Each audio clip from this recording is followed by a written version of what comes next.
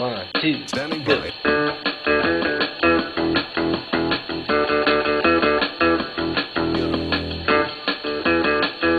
You know it. Here we go.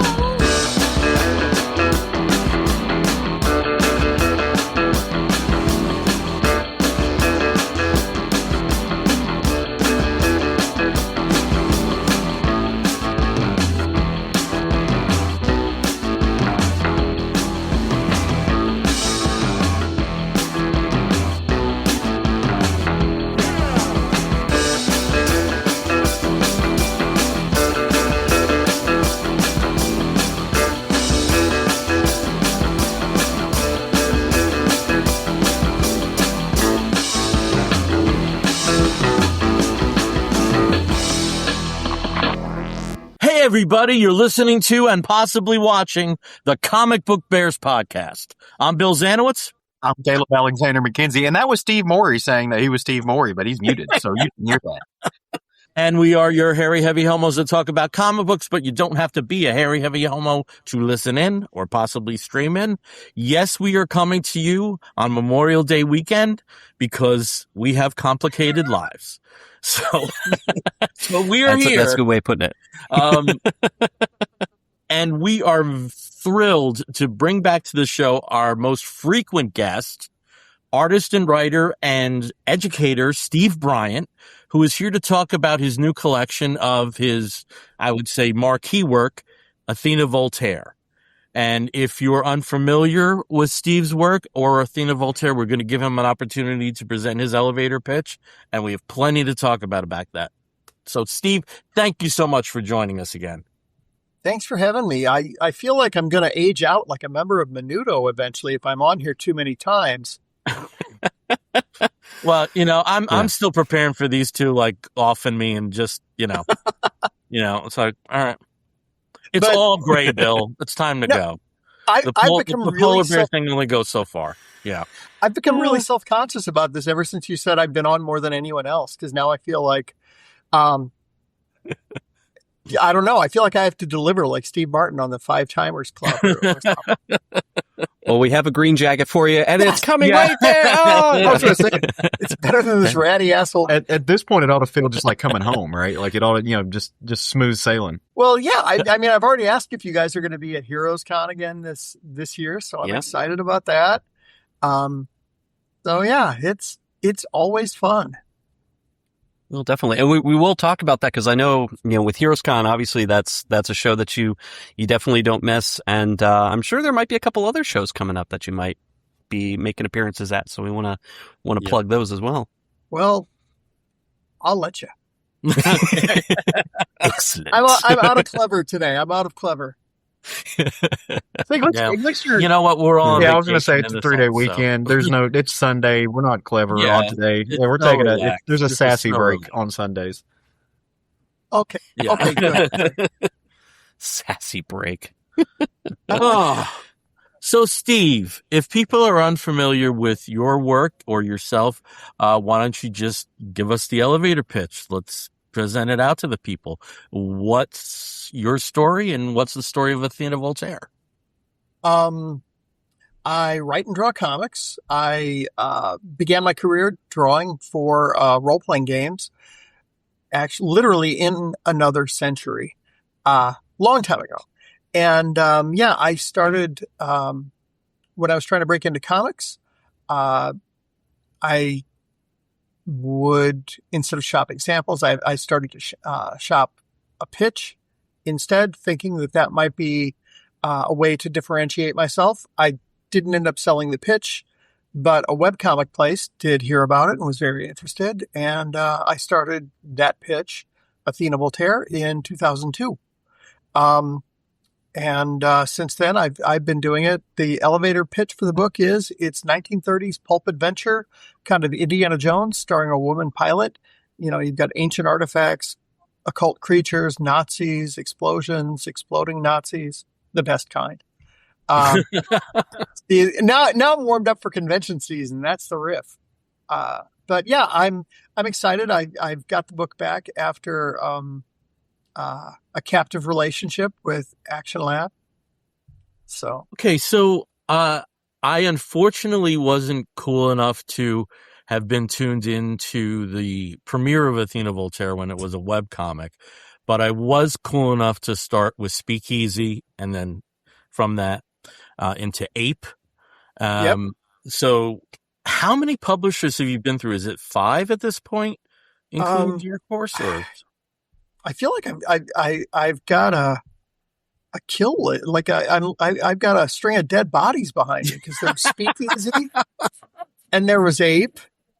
And our imprint at Dark Horse was Sequential Pulp, and that folded up. And then Action Lab. So I guess 4. 4. Okay. But now, well, what was the whole thing with Siskel and Ebert when they were originally doing At the Movies or sneak previews on WTVP out of Chicago, and then network with At the Movies, and then they eventually just said we're going to put our name on it. I'm just publishing it myself now, so I really have no one to blame if I don't like prints or something. I'm the dummy that makes the choices. That's kind of an interesting kind of segue into so when you started Athena Voltaire, I mean, self-publishing was not what we think of it as today. I mean, there wasn't the avenue for those, for that type of self-publishing, although it did start as a webcomic. But, with people, I can remember when self-publishing, or at least kind of online and crowdsourcing, kind of hit my radar. It was people like Iron Spike that kind of showed it to me and stuff, and went through and kind of broadcasted how this could be a tool for independent creators to use and to avoid having to get signed up with a publisher and to do kind of self-publishing. Like, how has that landscape changed for you? And what's it like doing that shift? Has it been a fairly, other than some of the kind of legal complications and things with publishers, has it been a fairly easy shift to be able to kind of take the reins yourself and do it? Or have you had to learn new tricks and learn a new part of the industry that you haven't before? That's a great question. And I hope I can be concise. That's all. Yeah, I mean, that question took 6 minutes to lay out. So concise is not a, yeah.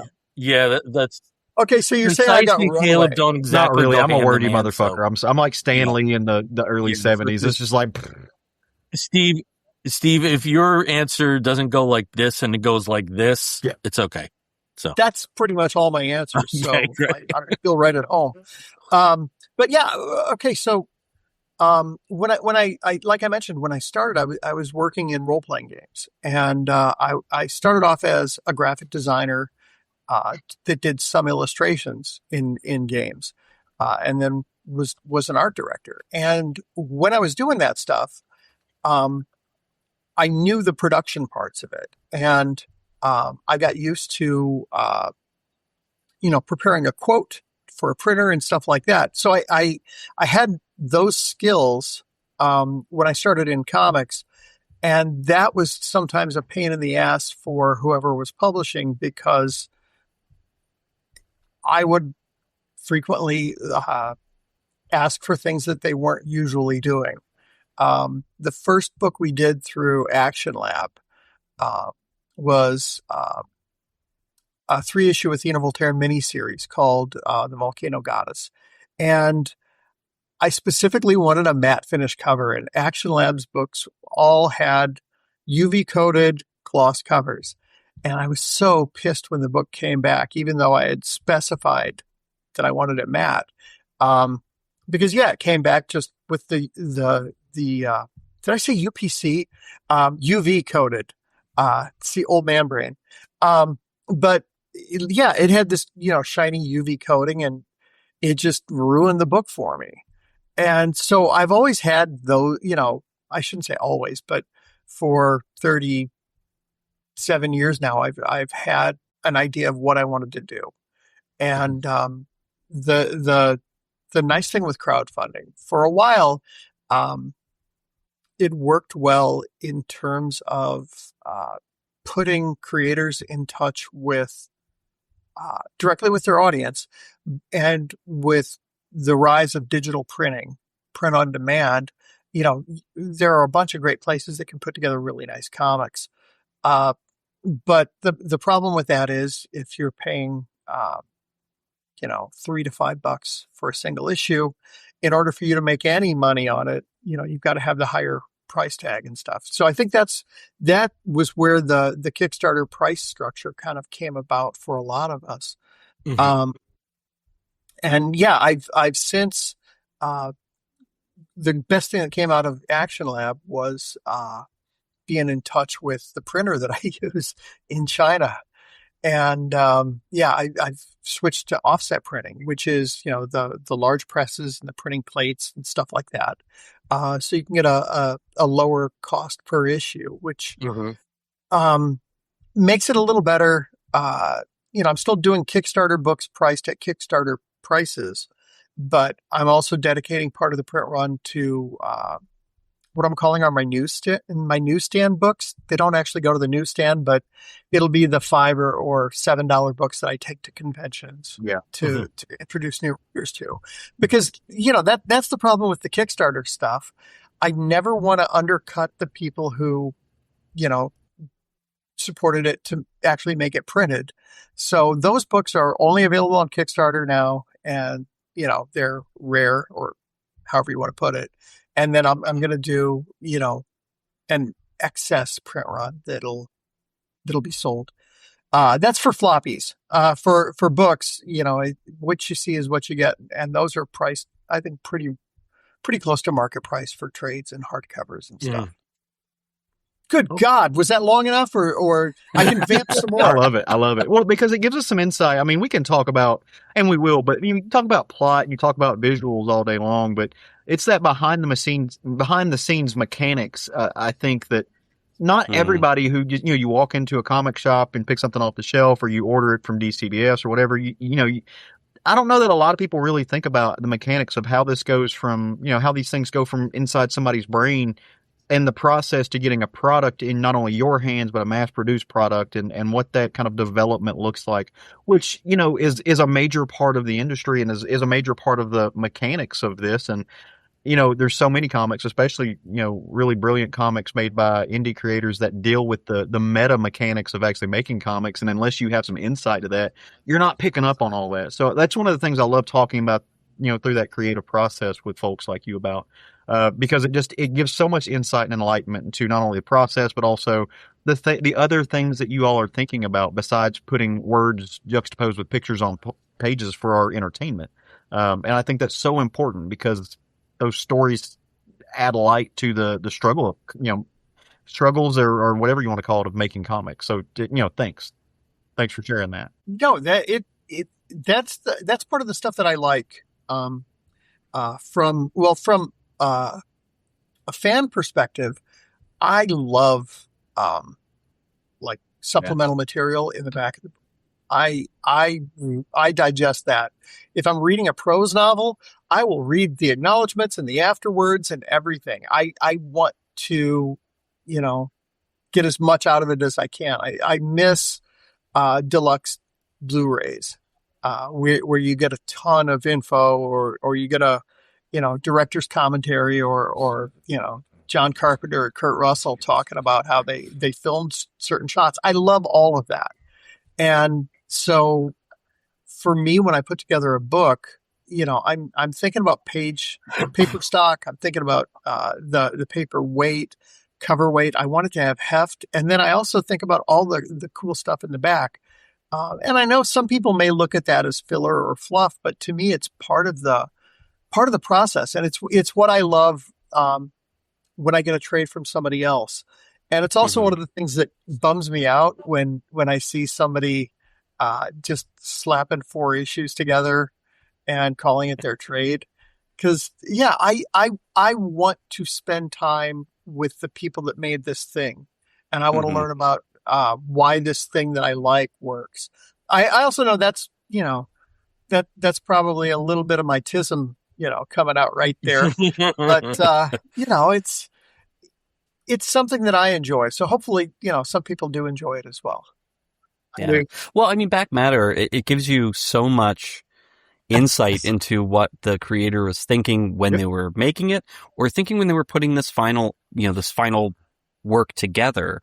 And, like you said, you almost feel like something's missing when you buy a trade and it's just the issues put together. Like there has to be something, like maybe a letter, maybe a little introduction or a postscript that says, hey, this work means da da da da da. This is how I came up with this idea, or this is the struggle that I had in putting it together, or, I can't wait to make more. Something like that. Anything that just shows that, hey, thank you so much for buying all this together, but also getting to read a complete story. Because, when you read in floppies, you're always looking for the next chapter, but getting to, get a collected work, is just, it's a gift. It's wonderful. Yeah. I love being able to read it all together in one sitting and just, not have to get my impatient brain sort of like, right. In and the background it's also going, like more. a wonderful option, because there are some people that they have blinders on with the story. They don't want to know anything else. Yeah. And, there's nothing preventing them from turning that page. But if that's their experience, fine. You made a very good correlation with home video, and it's a little different in that one of the reasons where we're not seeing as much audio commentary and special features is because the sales don't justify it anymore. But at least with the printed version of the printed comparison of that, I'm glad that there are people like you and other people that do give the back matter, and because for me, it's like, gee, I wonder if I listen to music back here, and for me, like a good liner notes will be almost as enjoyable as the listening experience, particularly for reissues. So I'm very glad you're dedicated to that stuff. Well, I mean, I don't have to be financially responsible. When you look at a publisher, they have to make sure that not only can they pay for their print run, but that they can pay the people who are on staff, and pay health insurance. They can pay if they have an office. They have to make sure that they can pay property insurance and utilities there and all the boring stuff. And for me, if I fund this on Kickstarter, that just means that I've got a decent day job. That just means that I can pour stuff into this book and make a beautiful object. And each book has its own identity. I was thinking about two of my favorite hardcover collections. There's the Rocketeer, like the slipcase edition that they did, the oversized one. That's up there. But also they did a Danger Girl one about 15 years ago. It was also an one through IDW. And they're completely different animals. They have completely different stuff in the back. Mm-hmm. But that's what makes each one of them special. It's not a cookie cutter experience. There's a bunch of, there it is. Yeah. I have to go pull it off the shelf. That's got some heft. It's a beautiful book. And so, I really love these beautiful objects. Whether it's a trade or a hardcover, just having something that, I can revisit and immerse myself in. Mm-hmm. Yeah.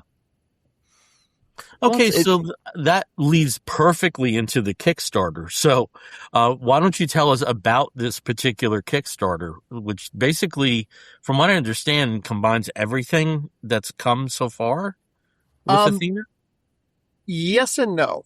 Okay. So unlike a lot of creators with Action Lab, I had a 10-year contract because my series existed for 12 years before I signed on with Action Lab, so I had an out date, whereas a lot of them kind of had a semi in perpetuity type of contract. So we did have some issues with issues not going out on time and stuff like that. And eventually the situation just kind of became pretty untenable. And I did a Kickstarter that I co-published with them for issues 9, 10, 11, and 12, which were collected into a book called Terror on the Orient Express. Yep. But the situation was not working. So, I told them when my contract is up, I'm out. And I may have joined a class action lawsuit about payment as well. So I was probably not their favorite person either. So when I sent the official letter that I would not be renewing the contract, I asked about buying my backstock, because if my book is not published by them, they're not going to make any money on it. Let's try to find something that works for both of us. And I never heard back. And I wrote 3 times and never heard anything back. So I realized the majority of my work is going to go out of print. And I don't want that to happen. So my initial plan was to do 2 massive volumes and 1 Kickstarter to get it all back in print. The first volume would be repackaging the compendium. The second volume would be repackaging the Volcano Goddess, and the 2 books that came after, Sorcerer Pope and the Golden Dawn. And then the Orient Express book, since I co-published that, I've got a ton of those in my storage unit. But then I realized that was going to be way too much of a financial obligation if somebody wanted to support it, especially for material that they had in some other form. So you can kind of see how, this starts turning into like Lucy and Ethel's wacky plan right there. And so I decided I wanted to make it worthwhile for someone who had already bought the book, the previous books. So oversized hardcover. So it's going to be 7.5 by 11, which is like the size that Tim Seeley's doing Hack Slash at. Ron Randall's doing Trekker the Complete Journey. Yeah. So that's kind of what I'm using for my template on these. But another issue that I had when I put together the compendium, it remastered the webcomics, and there's a lot of slapdash stuff that made it into that book that was not necessarily clear storytelling. And I had like 6 different colorists on it because I couldn't pay anybody, and I had a lot of people doing me favors. And not the color work wasn't slapdash, but my art was, because I was remastering a couple of existing stories and breaking them up and reworking them. And my line art in the compendium was kind of a time capsule all jumbled together of 12 years worth of work cut up and rearranged. So it doesn't feel fluid. And then we're jumping colorists, throughout. And so I decided, because apparently I'm George Lucas Jr., that I'm going to get it right this time, damn it. And so, I mentioned this to Chris Murrin, who's been editing all the Athena stuff for me now for 12, 13 years now. And I said, I want you to look through this, through each one of the PDFs, find transitions that aren't working, find storytelling that isn't good, find dialogue that can be polished, and, tell me what your thoughts are, because I want to tear it down and rebuild it. And so that was the first thing I asked Chris about. The second thing was Jason Millay, who's been coloring my stuff for about 10 years now, who I've known for going on 30 years. I asked him to look through all the work and smooth out the coloring. Since we're jumping person to person to person, and sometimes they weren't seeing what everybody else was doing, there would be a palette or a style change within a singular scene. So Jason smoothed all that out. And then my big task, from a drawing point of view, was getting all the characters on model, because some of the early stuff, not on model. And from there, it spiraled a little bit.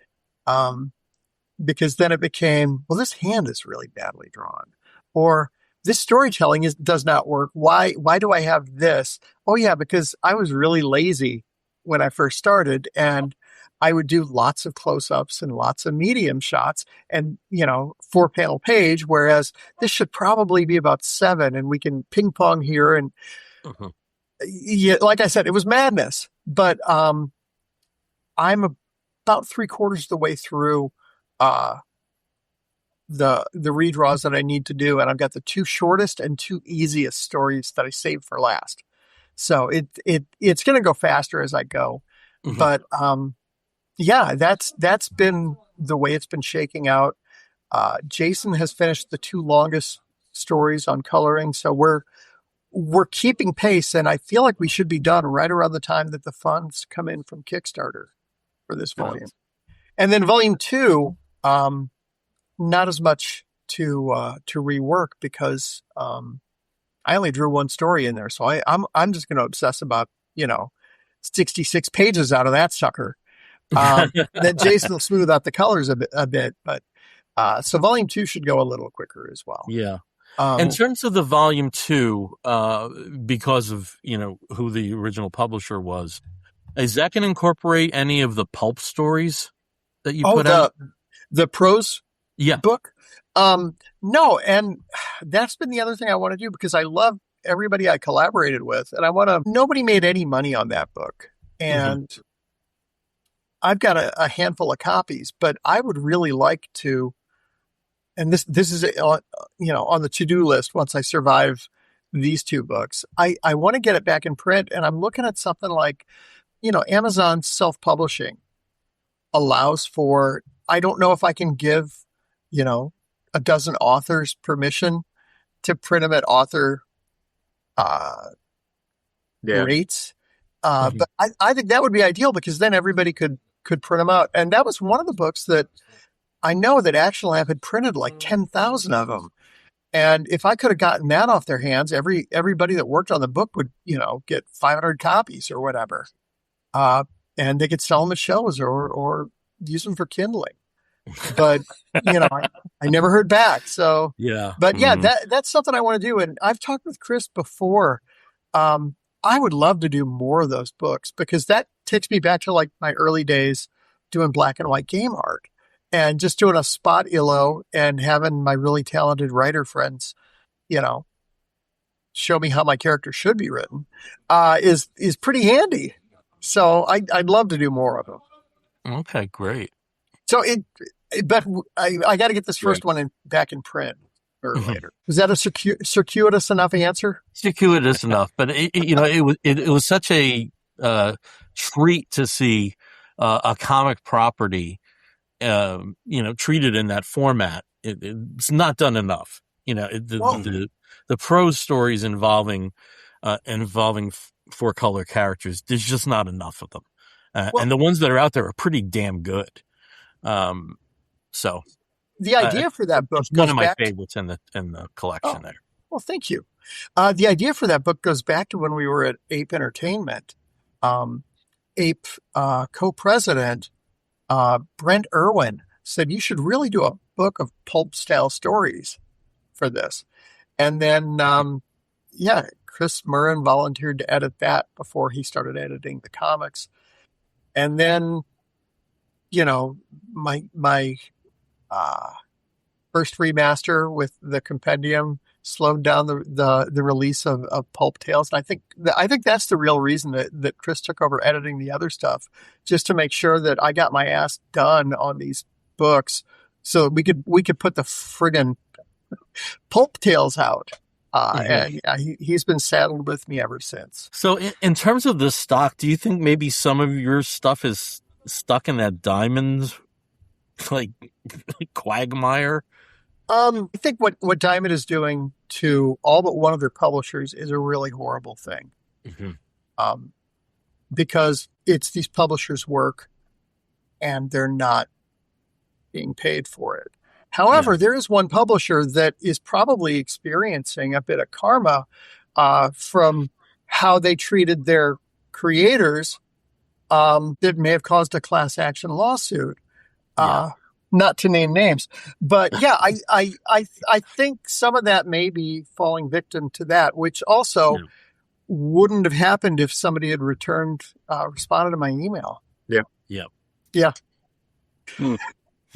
Do I sound passive aggressive, or do I just sound like a dick? No. Or is it a little of both? I think you could ratchet up the passive aggressiveness actually even more. And you can ratchet up the dickness too. Yeah. Just all the way I'll off work camera. on it. Yeah. I actually think it's the exact opposite, Steve. I think you sound like you sound like somebody who's actually being very polite, all things considered, who is trying to say things in a way that acknowledges, number one, that there is some illegal activity happening, and that you're following your lawyer's advice and not saying anything you don't need to say. And the other part of this is you're doing so in a way that is professional, acknowledging that you're on the opposite side of the ball of some certain things, and that there's some. That there's, I don't whether it goes to litigation or not, but there is certainly an argument to be had that there was not a meeting of the minds on certain things, and that there are things in the works or things that have been in the work to settle that. But you're not taking necessarily personal digs at somebody for it. And I think that that's a truly mature way to do that, because I can say, at least two people on this podcast have a foot in the attorney world. And we have seen people who, when they're in that situation, decide to take every opportunity whatsoever to personally and very publicly diminish people, and that there's not necessarily any need for that either. And so I think that you're taking a very high road approach to this. You don't sound passive aggressive or dickish to me at all, but maybe that's because I deal with some aggressive and extremely dickish human beings on the other side of these things. And I mean, honestly, nobody sets out to make a bad comic. Nobody sets out to I really genuinely believe nobody sets out with the intention of starting a publishing house to exploit people or screw people over or cause hurt feelings or anything like that. I think sometimes the realities of this are all different than what we hope for. Mm-hmm. And there are a lot of people that were involved in founding Action Lab that were wonderful, that I trusted then and I trust now. Because they were not part of any of the decision making. So I know that's like some of the Action Lab guys end up kind of getting their little scarlet letter because of being involved in that. They did not set out with any intention like that. Dave Dwanch, Sean Pryor, Sean Gabberin, all those guys are aces in my book. And then, Jamal Idle, who wasn't one of the founders, but was there. Like all of those guys, they're all wonderful, and so I don't blame any of them. And I want to make sure that I don't just paint it all with a broad brush. So yeah, that's. Do I hear a dog? Sorry, mine. A squirrel had the audacity to come into the zip code, so mine had to let him know about how he wasn't living right. No, I mean, to your point though, not everybody who works for Enron stole people's money, and so just because somebody's associated with something, not everybody was Bernie Madoff. So right. I think that's worth saying. And to your point, I mean, I know some of those names, and I would co-sign. I mean, Jamal Igle is a great human being. I think the world of Jamal. Absolutely. And I have no reason not to say that. So I think that's great that you're making that clear too. Well, and while we're going over the Steve's former publisher list, I want to point out that probably, and I didn't realize it at the time, probably the best publishing experience I ever had was with David Hedgecock and Brent Irwin at Ape Entertainment. I did not realize what a creator forward publisher they were. And by saying that, it doesn't diminish anybody else. It was just they probably to their own personal really did put the creators first. So I love those guys. Yeah. Was Ape Entertainment? I know Speakeasy was Chicago based. Was Ape Entertainment too? Speakeasy was Canada. That was Adam Fortier was the guy behind had a ton that. of Chicago creators though. Yeah. Well, yeah. I think Adam, who started the company, had done some promotional work for Devil's Due, maybe, and Mhm. Devil's Due is Chicago based. Okay. That might be the connection, but yeah, I'm just thinking of works like Atomica and Ben Licious' stuff, and I had assumed that was a Chicago imprint. I think Ben's from like North Carolina. Okay, well, it's your territory, Steve. And The best name in comics ever, too, Ben Licious. Oh, absolutely. Yeah. But and everybody forgets who the big one that we saw for like some of their earliest work through Speakeasy was Darwin Cook. Yeah, he did that. I can't remember what the Magician book was. I don't know if he was doing interiors or just covers. I wish I could remember the name of it, but yeah, I mean it was wild. He was at the Speakeasy booth. The year that they were at Wizard World, it was pre New Frontier and stuff like that. Spell game. So actually what? Spell game. Yes. Yeah. So my path to Athena Voltaire was from Atomica into the. I nudged my mic. Yeah. So well, thank you for that, because we had that one issue through Speakeasy. I feel like still the biggest feeder of the early day stuff is the Comic Geek Speak guys too. Just their early support, I think, also really pushed our signal. Then from there, Word Balloon and you and just everybody has been really gracious. I don't want to get on George Bailey here, but it does seem to remain, both on the publishing and the podcasting side, it remains a very supportive community. It was 11 o'clock. I mean, to this day, if we have tech issues, there's people that you can reach out to on other shows, and it remains a very supportive community. 11 O'Clock Comics, I can't believe I forgot them, and you mentioned that, and that reminds me of Around Comics. Yeah, all of that. Yeah. Like, I really benefited greatly from the early days of podcasting and just met a lot of really wonderful people. That includes you guys. Well, and thank you. I'm trying to remember back. I know, because before I was on this show with Bill, I was a listener of this show, and then also at the time was a listener of Wendy Freeman's double page spread. And I'm trying to remember I think you've gone on that several times as well. I remember listening to you. Yeah, I've been on there. I love Wendy. She's not doing it anymore, is she? She's gotten super into Muay Thai now. She's doing everything. Like, she's just fighting these days. Yeah.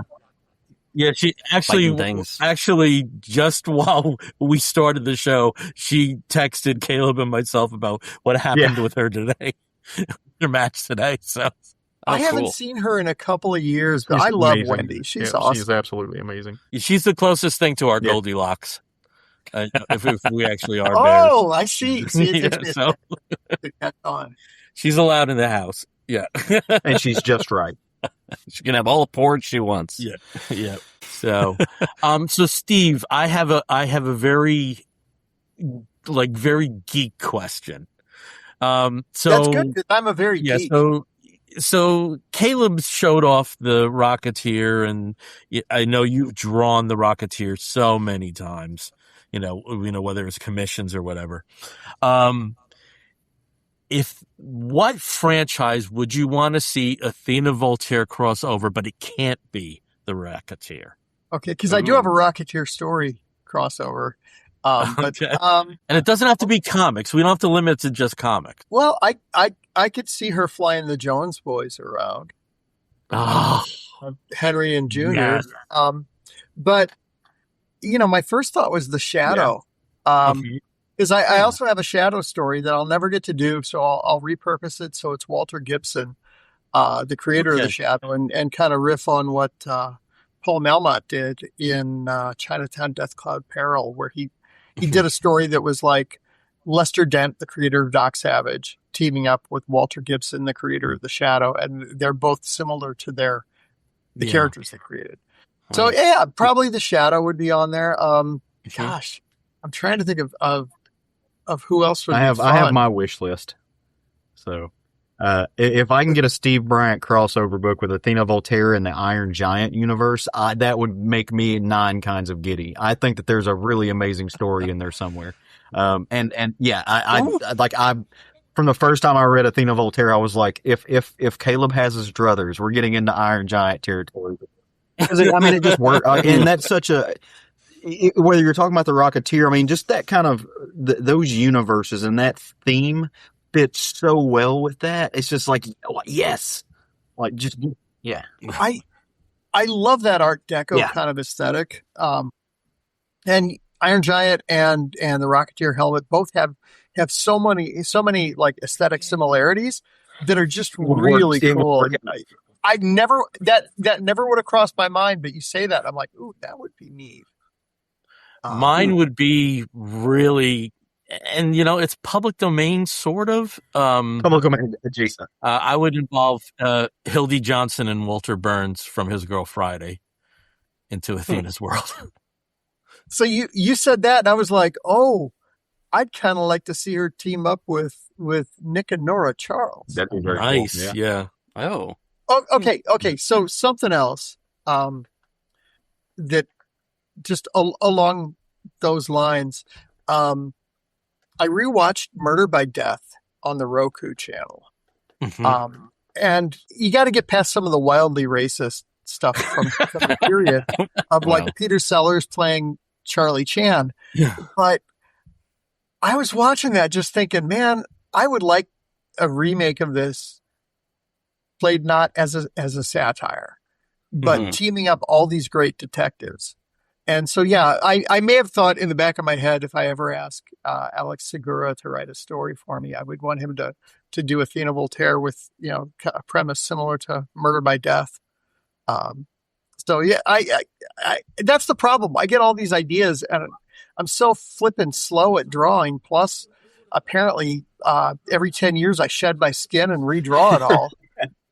Because suddenly I've gotten better, or I've deluded myself into thinking that. So I have a question about that. I was going to ask this a while ago, but we kind of went on a different circle.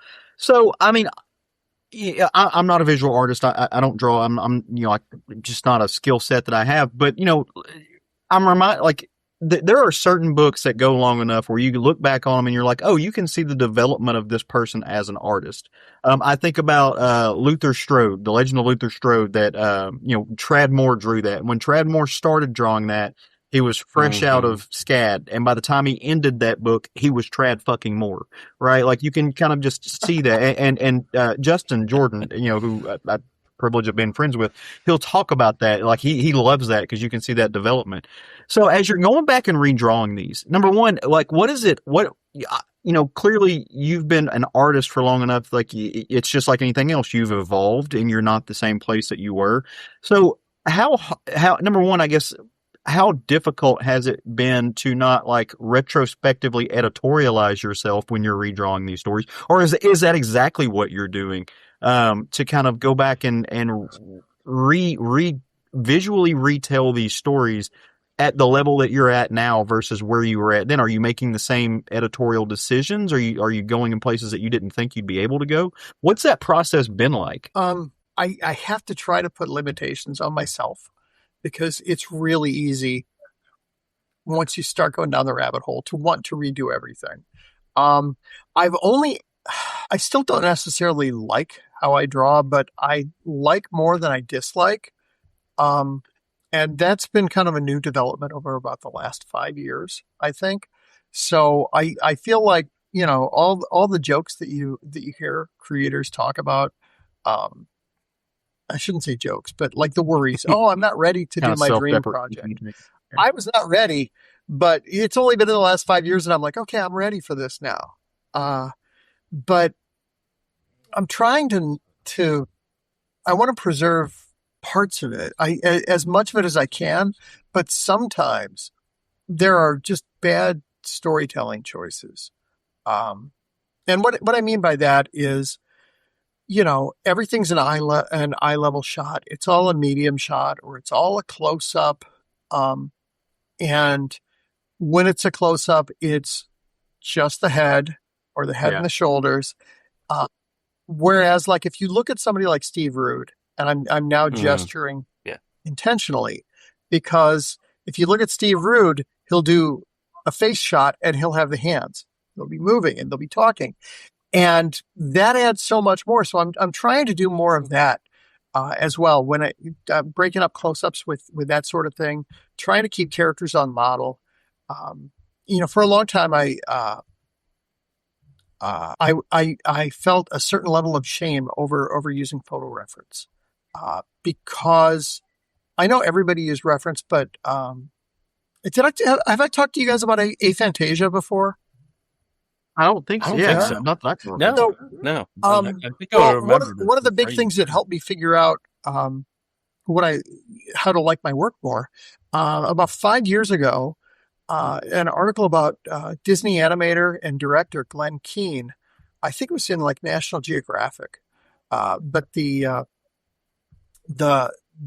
title of the article was, "This Disney animator's mind's eye is blank or is blind, but he still draws." And I read this article about this guy who can't visualize anything in his mind, Glenn Keane. He's the son of Bill Keane, Family Circus guy. Okay. But so for the longest time, I really thought that when people said I draw what I see in my head, that it was a figure of speech. I didn't realize that a bunch of you people actually can see stuff in your head. Like, you can tell me to visualize my daughter's face. I can close my eyes, black, nothing. And so, like, reading about that was huge. I think I can tie back my I can trace my the artistic experience that broke me, seeing Steve Rude doing character sketches at Chicago Comic-Con in 1988. He's sitting there, line of people. Somebody tells him what they want. This is vivid in my memory, not visually, of course, but I vividly remember him sitting down and there was no wasted motion in his drawing. It was decisive, it was gestural, and everything was where it should be. And, that was my Mandalorian moment. This is the way. And I beat myself up for 30 years afterwards, going, why can't I do this? I'm not hustling hard enough. I'm not working hard enough. I'm not retaining stuff in my memory. Well, no. And learning about aphantasia was a big thing for me. And so now when I look at the work, I can see so many of the things where I was leaning and not coming at it from a point of knowledge, and like understanding that's a part of my neurodivergence, and understanding that helped me to figure out how to draw better from memory, but also how to draw better from photographs. So I approached all the art instruction books that I previously had looked at, trying to get that Steve Rude kind of line, that Steve Rude decisiveness.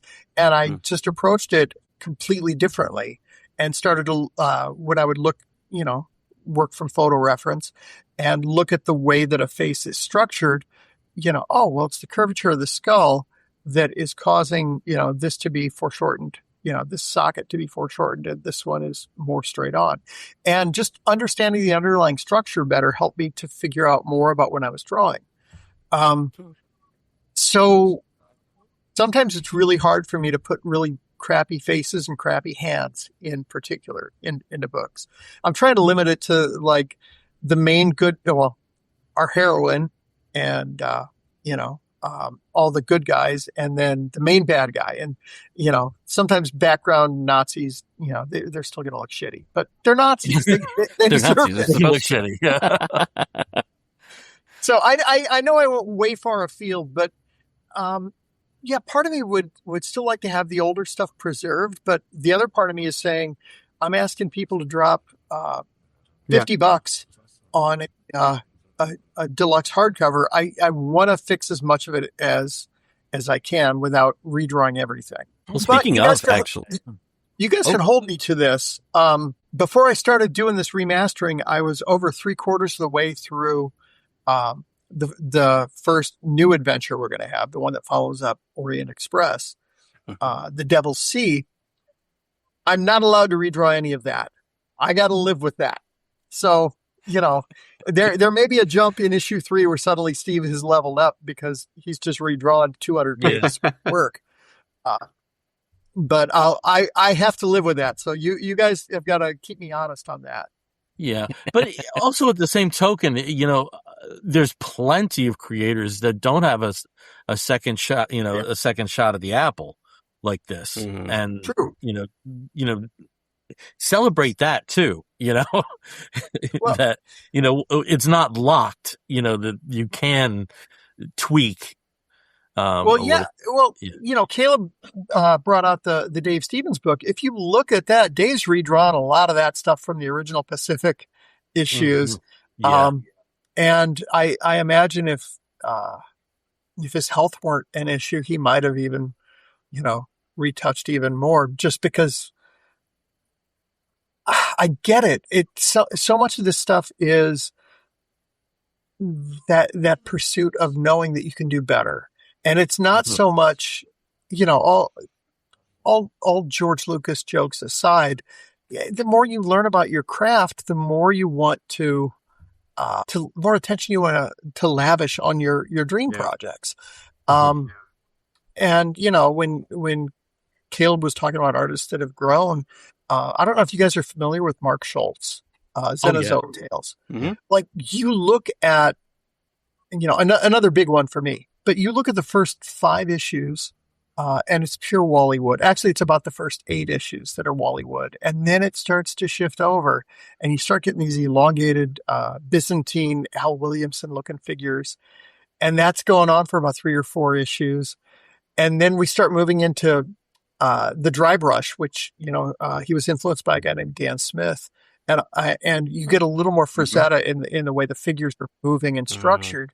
And, I'm waiting for his, he's going to be doing another Xenozoic book through Flesk.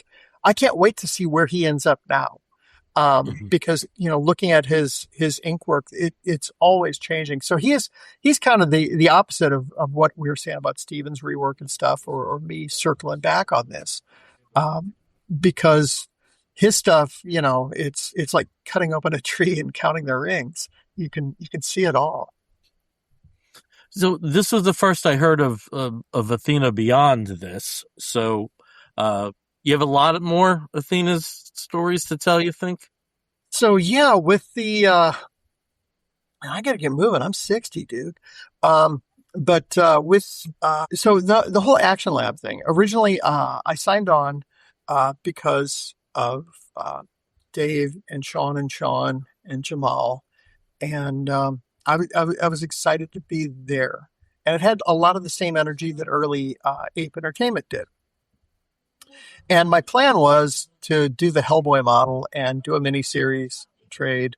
Mm-hmm. But around that time was when I went back to school, and Brian Seaton from Action Lab offered to license the book from me, which meant they would pay a nominal fee for someone to draw it, and I could write it, and we could get more stuff out. So that's kind of where the Athena Voltaire ongoing series came about.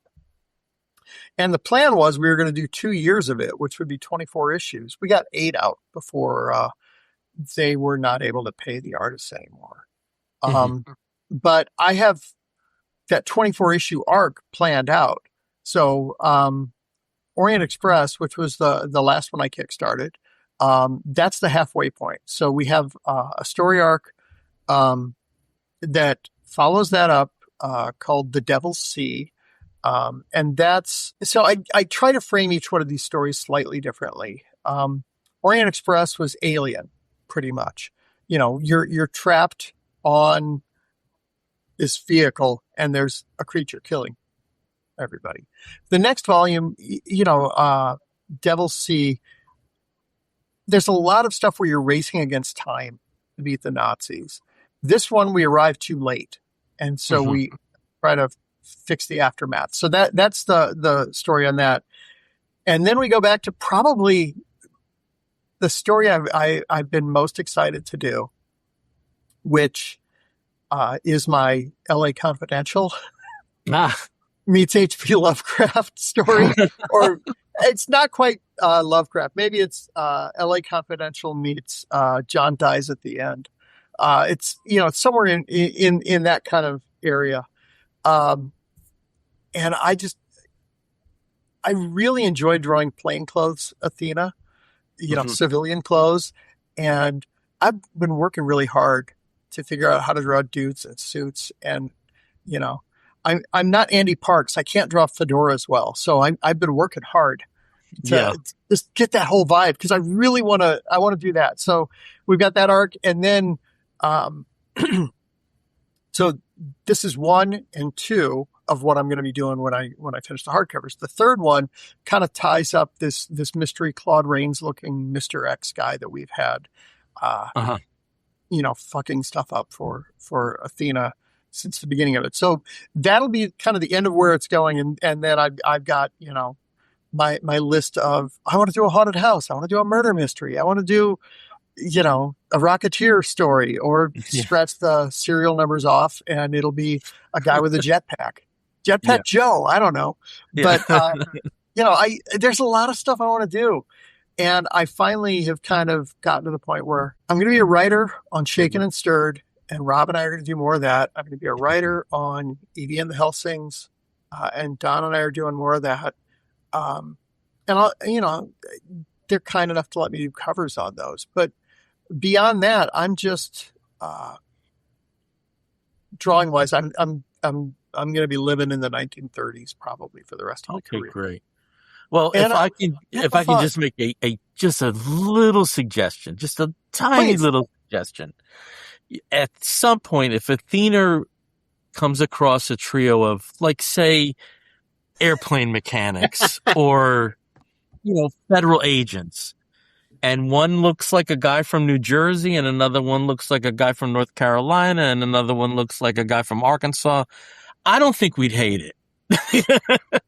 Point taken. And well, so the nice thing is, and I say this as somebody who in his younger days had hair down to here, we don't have to worry about, it would be a very minor tweak to make you guys look period authentic. I mean, I'm already wearing overalls. So. Yeah. Well, we all travel with cameras at all times, and I will be seeing you guys in a few months. Yeah. Which I'm very much looking forward to. I can't wait to get back there and see you at Hero. Oh, it's a great show. You I were wasn't. there last No, year. I didn't get it. This is going to be my first time back, and I think 2 years or 3 years.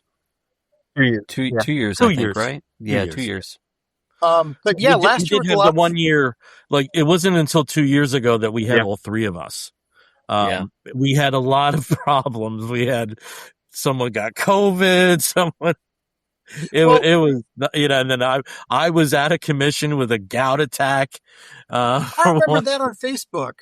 Yeah. So we've had crazy stuff go on the periphery involved with Heroes, but knocking wood, nothing like that's going to happen this year. 3 weeks away, just 3 more weeks. This is my third in a row, so I'm excited about it.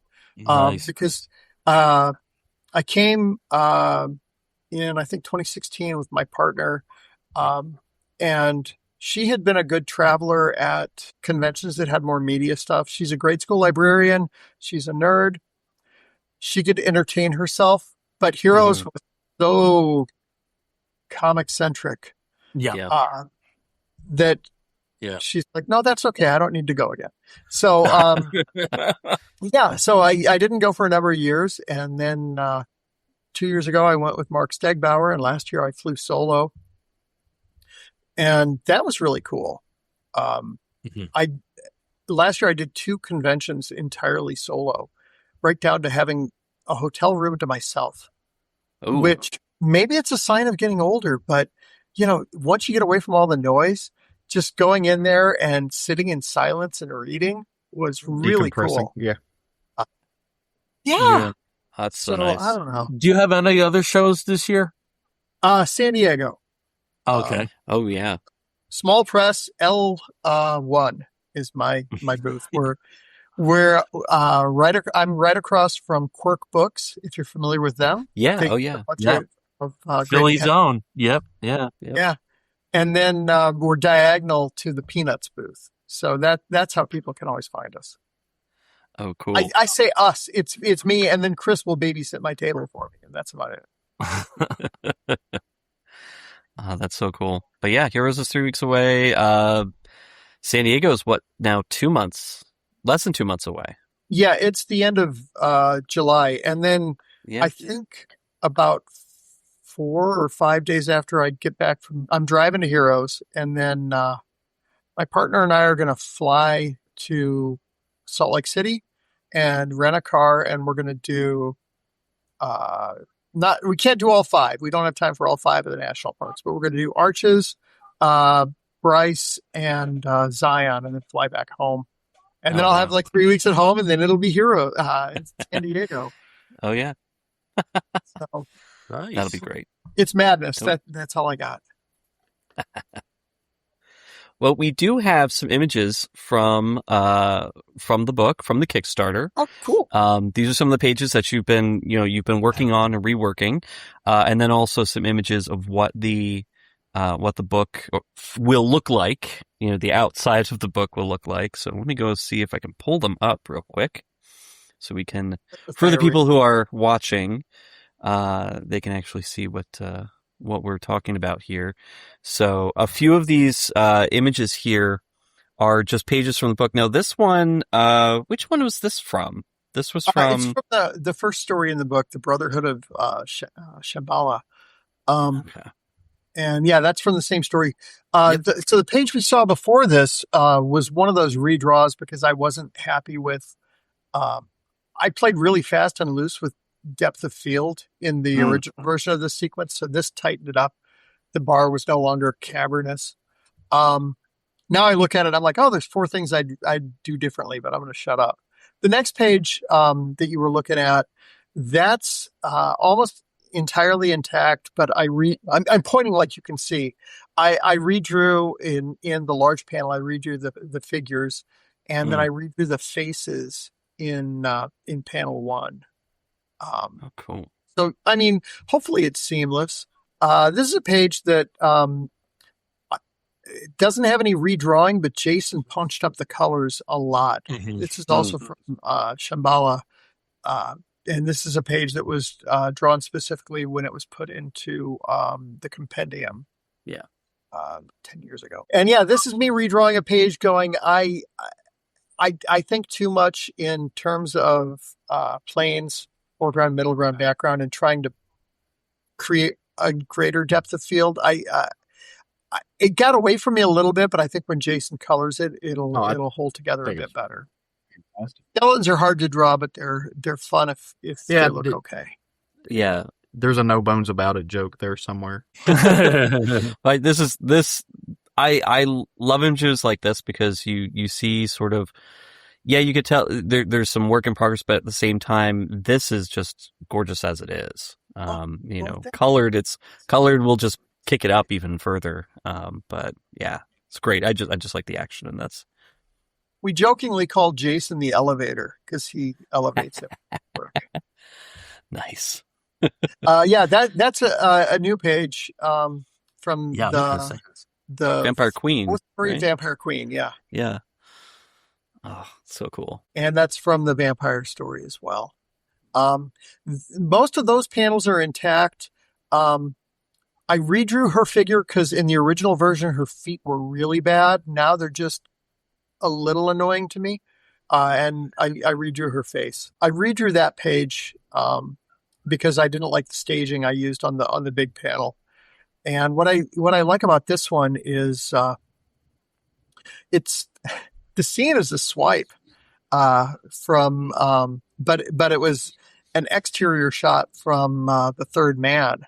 But okay. I swiped the perspective for it and the stairs and turned it into an interior scene. Okay. Cool. But yeah, again, figuring out how to use photo reference better and not necessarily making it I don't think you could look at it and say that's from the Third Man. Third Man, yeah. Well, it's key on the reference part of it, right? Because I mean, I hear people say that all the time. Oh, I photo reference this. And I'm like, no, you trace that. Like that's obviously not what you're doing, right? Like that's photo reference. I mean, you go back and listen to old interviews and stuff like that, and you'll hear all the greats, Wally Wood, Jack Kirby, they talk about the folders that they had to go back. I mean, Frazetta's kids talk about his photo reference stuff and all of his folders and stuff like that. Mm-hmm. Everybody photo referenced. I mean, that's not synonymous with copying somebody's work. And I think more people need to realize that, because I think in a lot of like modern parlance that phrase has become to mean something that it's not, people hear that and they're like, oh, and it's like, yeah, that's not the same thing, bro. Well, and I mean, Neil Adams, before he passed, did a really good YouTube video where he talked about, in his words, tracing photos. But if you look at how he's using them, he's not really tracing. He's drawing on top of the photo, but it's all informed with his knowledge of anatomy and structure. And that's the key thing. And I think that's where my work now looks better than it did 10 years ago, because there's a little more understanding of what you're doing for the photo reference. Yeah. We just knocked Bill out. Oh, no. Talking about reference again. Jesus. Oh. Well, now, this actually, these are images of what the finished product is going to be looking like. So this, the deluxe oversized hardcover. And again, you have PDF options available, so digital options available for people who, maybe not want to hold this gorgeous, piece of art in their hands and instead want to read it on their iPad or whatever. But yeah, absolutely. It's a great cover for this. And then the slipcase. Oof. I was so nervous about doing that, but yeah, we've sold almost half of them. So yeah. I just have to make sure that it lives up to it. That, again, it's that desire to make beautiful objects, but then you've got to make sure that you deliver.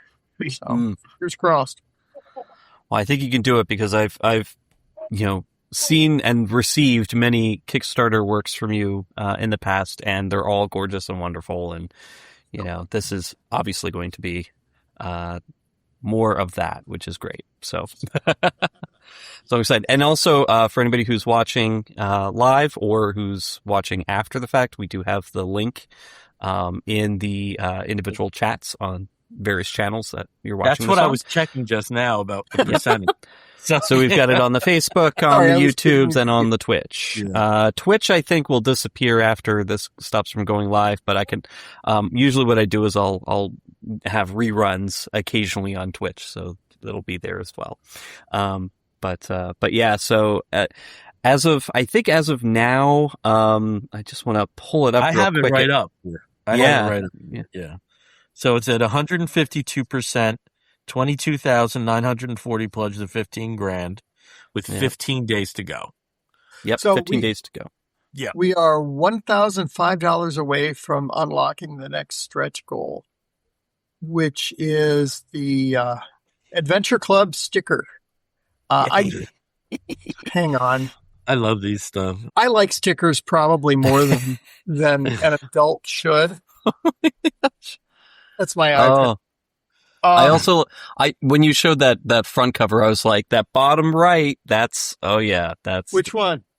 The Madeline Kahn. Yes. Great. Hands at the side of my face. Yeah.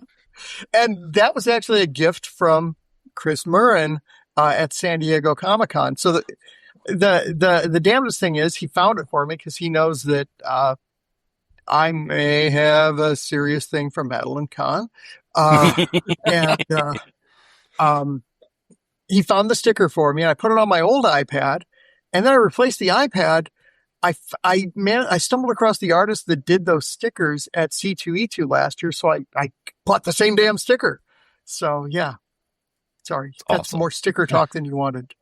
Okay, Steve, never enough. For points of contact on the interwebs, where would people go apart from the Kickstarter to sample your work? So yeah, I nuked my Facebook, which also made it kind of interesting to try to find my way back to the studio links, because I still have Messenger, but I don't have Facebook anymore. And yeah, I nuked the Hellscape site also. But yeah, I'm on Blue Sky and I'm on Instagram, both of them as Steve Bryant Art. Okay. So yeah, that is where I be. Right. Nice.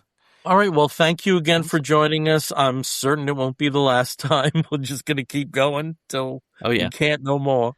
Well, It's always a thrill having you on, and I'm so happy you got all the IP rights back, and that you're going forward with this project, and it looks gorgeous. It really does. Thank you so much. Yeah, I'm excited, and all kidding aside, I can go off on so many tangents with all of you guys.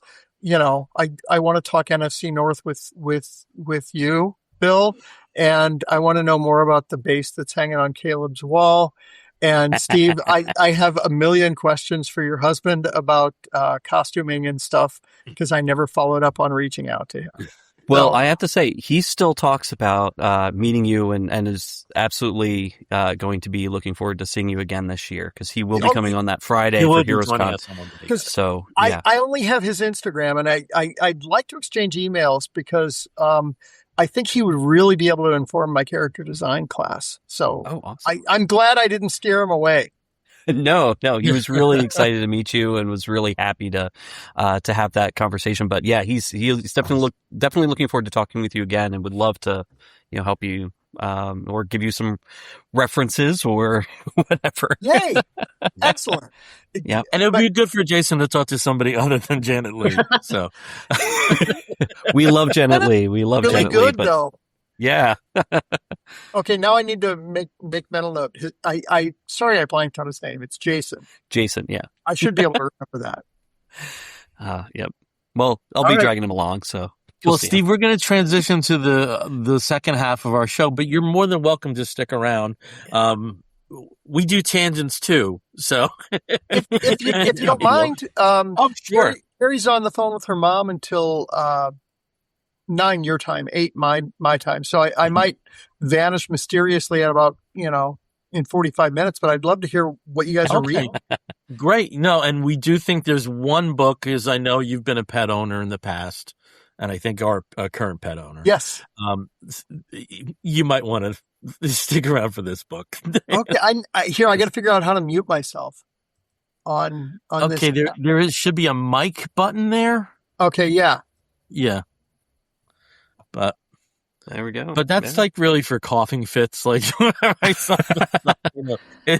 in my case, when the cats start screaming, because tell my dog to shut one. the fuck up, and I don't want to seem like a bad pet owner. I just hit that. Well, do you want to get right into Sina's book first? Let's do that. Yeah, let's throw right into it. Why don't we do that first? Okay. Who wants to take the reins? Steve, Caleb? Sure. Yeah, I mean, we can just jump right into this. So, yeah. Several months ago, Sina Grace started a Kickstarter for a new book that he was working on. Essentially out of a sense of grief for the loss of his dog Henry. Henry passed away, I believe, about a year and a half ago. And it was just very devastating for him, but he wanted to work through it by collecting a lot of the doodles that he was doing, a lot of the work that he was sort of one panels that he was doing into a cohesive story about how he worked through the grief, how he processed the loss of Henry, what Henry really meant to him, and, just kind of navigating that in the world. Because, when you lose a pet, especially, a companion like a dog who's there with you all the time, or a cat, or any pet really, there's, an extreme sense of loss. It hits you very hard, but also sometimes you don't know how to express that or how to, operate with that grief in the world. There's still this stigma that, if you lose a pet, it's not as big a deal as if you're losing a partner or losing a family member or something like that. No, your dog, your cat, your rabbit, anything that you pour so much love into and, is such a major part of your life, that loss is extreme. That loss is as powerful as if it were a person or, somebody else special to you, because this little 4-legged or 2-legged or, 2-winged creature, this is part of your life. This is part of who you are. And, with Henry's passing, he wanted to honor him, to provide a tribute, but also to work through what he was feeling and to express how important this was to him. So he came out with Life On Paws, and I think we all have our copies. It's like a book club. It's just our little book club. And, it was really just, it was great being able to support him, for this on the Kickstarter, but also, to actually get the finished product when he was able to complete it. And, I know I got some other things like, I think some of the things that he had with the back matter. Yeah, they're just these beautiful Speaking little of card back matter, stickers. Steve, we got a lot of back matter. Oh yeah. There was sketches, some people were able to have sketches of their pets. There was a bandana with a beautiful design that he had done. I got one of those too. Just some really great stuff. But, talking about the book. So I started reading this and I had to stop. Pretty early on, like I got maybe about 6 pages in. I was like, okay, I have to put this down now. Because, everything that he's saying in here, everything that he's expressing in here, I've personally, gone through that same thing. And I think we all have. I mean, we are from animal households, all 3 of us. And we've had, pets in our life, companions in our life that have passed on that just meant the world to us. I've got one that you can kind of see sleeping on the chair here. Thankfully, you haven't been able to hear her snoring, because she has been doing that periodically. And then I've got another cute little one down on the ground who is passed out completely, dead to the world, basically. But the 2 of them, they do mean the world to me. I, have also recently lost a few animals myself, and just how we deal with that. And Sina's book is a great, I would say is a great expression of how he dealt with it. So it took me a couple starts to actually be able to go and read through the whole thing. I mean, so I think we all kind of hit pause on page 6. Yeah. I mean, we all kind of hit pause on page 6, because that is something. That imagery is something that anybody who had a pet in their life and had affection for it, it stops you dead in your tracks. It really does. Yeah.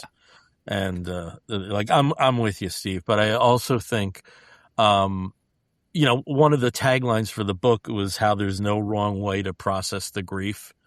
Right. And, and Sina was being Sina, in dealing with the loss of a pet. We have divergence into the Real Housewives of Beverly Hills and Vanderpump,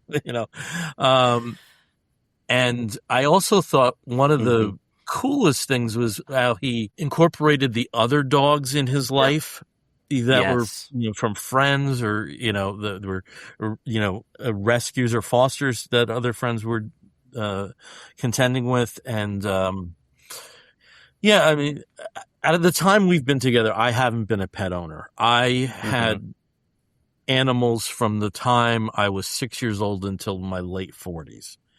And I could not take the loss anymore. I just could not. I've had a lifetime of, both human and pet loss.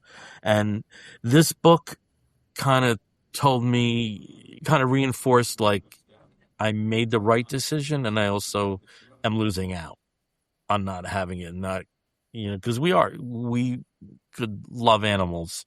We have the love to give. But the saying goodbye is so hard.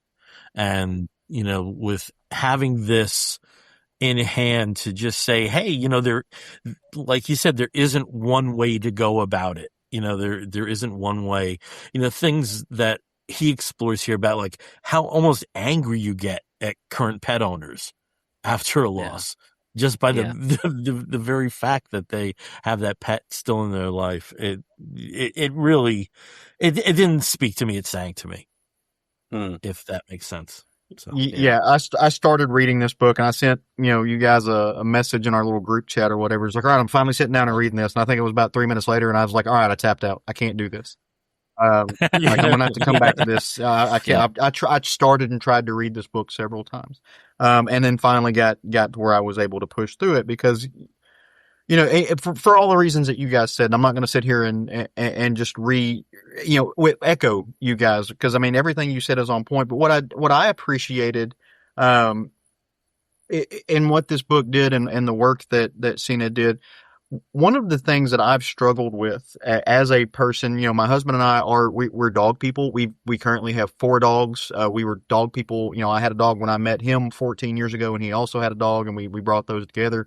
One of the things that I struggled with in articulating, talking to people who maybe are pet owners, but maybe you're not the same type of pet owners, or maybe you're not pet owners, is the impact that the loss of my dogs. I mean, I've got a picture hanging on my wall. I've got artwork all over my house of those animals.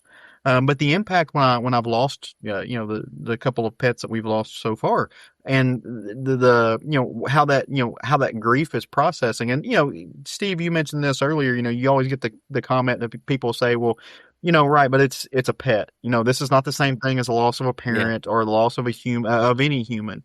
And you know what? That's true. That is true. You're right. It's not. A dog is not a person. They're a dog. They don't need to be anything else, right? Some people say that in a diminutive way, and it's not a diminutive thing. No, you're right. That dog is not a human being. It's a dog. It doesn't need to be anything else, and that grief is still absolutely as palpable, absolutely as impactful on your life. Because here's the thing about animals and pets, right? You're getting completely requited, unconditional love from those creatures that are dependent on you, and you realize that you are dependent on them, and you live your life, and you have these quiet moments with them in your house, in the most personal spaces of your life. And that has real, tangible impact when you have to say goodbye. And I say it all the time, it's not cliche, but it's kind of what I tell people, and I stand by it, is that grief you feel, that loss you feel, that is a very hard but earned price that you get to pay for the years of dedication and love and experiences that those animals get you, and the wisdom that they get you, that they're able to teach you, that people can't teach you. And that's where I go back to say that no, pets aren't people. They don't need to be. They're something else, and in a lot of ways they're something better. And so as he was processing that grief and that emotion and kind of talking about the different ways, I saw so much in that, as Bill said, that just went back into my life and the way that we process those things, and the cartooning, the illustrations that he did, and the pacing that he labeled through it. There was so much catharsis in that, and I felt that with him as a reader, as a writer, as somebody who doesn't have all of the ways to articulate myself that he does.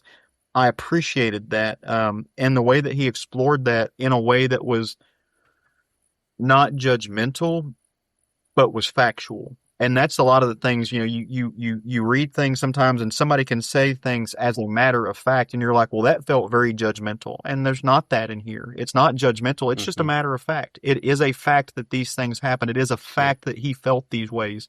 It is a fact that he responded these ways and stuff. And I think that was incredibly nice to feel, because so often we process and deal with grief internally and alone. And we all are lucky enough that I can speak for, for myself and for Steve Morey and Bill, and Steve Bryant. You may have these people in your life, and by all means, I hope that some of us, qualify that. If you ever need anything, reach out. But I know when I've experienced grief, whether it's been the loss of a person that I consider my brother, or, a human being or a pet, I've been able to talk to Bill and Steve, but there are things that I've, never shared with you guys, and thoughts and experiences that are internalized. And to see those illustrated in this form, was very much kind of like, oh, okay. Like, that's a human experience, right? That somebody has articulated in a way that I didn't know how to, or I never felt safe to, or never felt like I could for some reason. And man, I went back and I looked back at my phone. I've still got the letter I wrote to my dog on the day that I took her on that last ride, and just reread that in a way that that I had not been able to in a long time. And so, Sina, if you ever happen to listen to this, just thank you for doing that. Because it helped me in my processing of grief, and of grief that I will have in the future, because that's an inevitable thing about pet ownership. So I just want to say, just very personally, thank you for this very personal work, because it meant a lot. A couple things that I took away from this book. Bill mentioned, he kind of dovetails into references to Real Housewives and Vanderpump Rules. And this is one of those moments, this page is really great, where he talks about Lisa Rinna. When Lisa's mother passed away, Lisa Rinna on the show was having a very difficult time dealing with it. And, there was some humor that was attached to it from the audience. We're like, oh, whatever, she's just overreacting. But he felt that as well when Henry passed. He was like, now I know exactly what she's going through. This, this type of thing, just comes out, and just seeing this version right here. But then also talking about how other people were trying to help him through grief, and certain things worked and certain things didn't. And he had this really great moment where he was talking about the gift of flowers and what flowers tend to do and how you have to treat them, and the thought that goes into them kind of had almost a negative effect on him, and constantly going back into that grief spiral. But one of the moments that I think really hit me, and I don't have a picture of it, but it's the idea of what people said, oh, well, why don't you just go get another dog? Why don't you get another pet, another companion to kind of do that? And, for all the things that kind of go through people's heads, like, oh, I don't want to replace this person. How will I ever love them as much as I loved, my other dog, my other cat? But he put it in a very great sentence, and it's him having this conversation with an imaginary future pet. And the last thing he says is, I'm not ready to say hello again because I'm not ready to say goodbye again. And that killed me because Jason and I have gone through that multiple times, with our animals, because we live in a house that's filled with, it's a zoo, and it is a zoo. It's so hard, when you say goodbye, you're like, I can't go through this again. I really can't. But you can't go through that again with the same person, with the same animal. You'll never go through that exact same thing with the same animal again. But, you can bring in another animal into your life and give them a wonderful life, and show them love, and they can, be a part of your life as well. And yes, you're going to have to say goodbye again. That's inevitability, for anybody and anything. But getting to share that love, it's not finite. You don't have a finite amount to give. And, sometimes that being able to get past that moment, it's like, are you ready to say hello to another animal again? Sometimes it takes a year. Sometimes it takes a month. It's just when something, when a little kitten or a dog or a rescue or anything, makes eyes at you, and like, okay. Yeah. Yeah. You belong in our home. If I could just interject, when you were talking about sure. standout moments, it's something for me that was a standout moment isn't something that he processed, but when he was talking with the vet tech. Oh, yeah. And he says to the vet tech, I hope I never see you again. And then the vet tech responds, I get that a lot. That was also something, like a component I never really thought about. That there are people that deal with this type of grief on a daily basis. And for whatever reason, that really hit me. That really hit me, and that's something I don't think I ever could put myself through professionally. If that was my trade. I thought that was a very powerful moment. For me, the standout page. There's a scene towards the end of it where, he's kind of coming to the point of self-acceptance and, about himself and everything else. But he said, I was beginning to wonder, is it strong to pretend to be strong? And that's the scene that punched me in the gut. Cause and literally just the number of times that I just started openly weeping reading this goddamn thing was ridiculous. But just, I read that and just like, it's like, there's no pretending to be strong right now. I'm just going to go for it and just bold. Because I think yes, this is a very particular subject matter. Yes, it's talking about a very specific type of thing, but there's so much in here that relates to grief just throughout of whatever kind that you have and just life in general. Where I think that it's a very important message, especially for men. And I will say that, not necessarily limiting to that, maybe more so for straight men, of a very particular type, but especially for men. Is it strong to pretend to be strong? Because that's lacking a certain amount of honesty. And I would argue no, in a lot of ways. There's sometimes you have to be strong for other people and things like that, but it's okay to relinquish that facade of strength when you're not being strong. And there's so much in life that will help you with, if you can relinquish that. So, for folks who maybe, even if you're not, you're just reading good comics, there's a message there that resonates throughout, the fabric of our beings. Yes, Steve. So I haven't read it, and watching you guys go through it, I don't know that I would be in a place to read it, because my good boy is 12 now. He gets Librela shots every month, and he's on carprofen. For joint stuff. And I know we're nearing the end, but can you go back to the page with the flowers? Cause I want to point out just how masterful the storytelling is on this. And hopefully that'll give my voice a chance to stop quavering here. I Shit, know man, what the book affected me, and I saw 2 pages and heard you guys talking about it. So I don't think I could make it through the book. But looking at, I'm pointing like you guys can see. Okay. Looking at that last panel when he talks about, what should have been a reminder of someone's care. I can't read it quite. Here, let me try it again and see if it maybe will come up a little bit bigger. There we go. Try that. So what should have been a kind gesture from people who cared, just felt like a reminder of death's imminent touch. So, this is comics perfection, and what makes it perfect is the fact the panel's not framed. Yeah, lingers. The words are wonderfully chosen, but that negative space, that delay, that linger when you go from the words to pan down to the dead flowers. I mean, that's a fucking masterclass in a single panel. And if the storytelling is like that throughout, again, I don't think I could make it through it. I don't know that I would ever be strong enough to make it through it. No kidding aside, that's just coming in cold. That's incredibly moving. So I didn't mean to step on. No, not at all. Thank you for that. Thank you.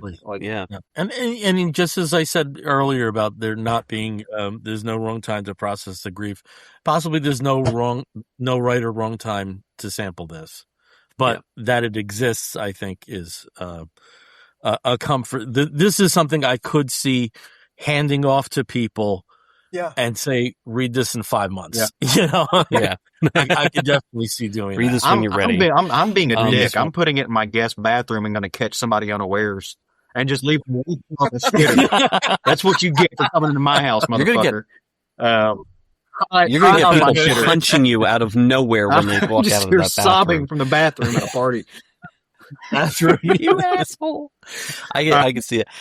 So this reminded me a little bit of, because again, Sina, my favorite work from Sina is his autobiographical work. Where his comic character of himself, goes through a lot of the things that he's experienced in life, and he talks about how he processes that and just how he approaches life.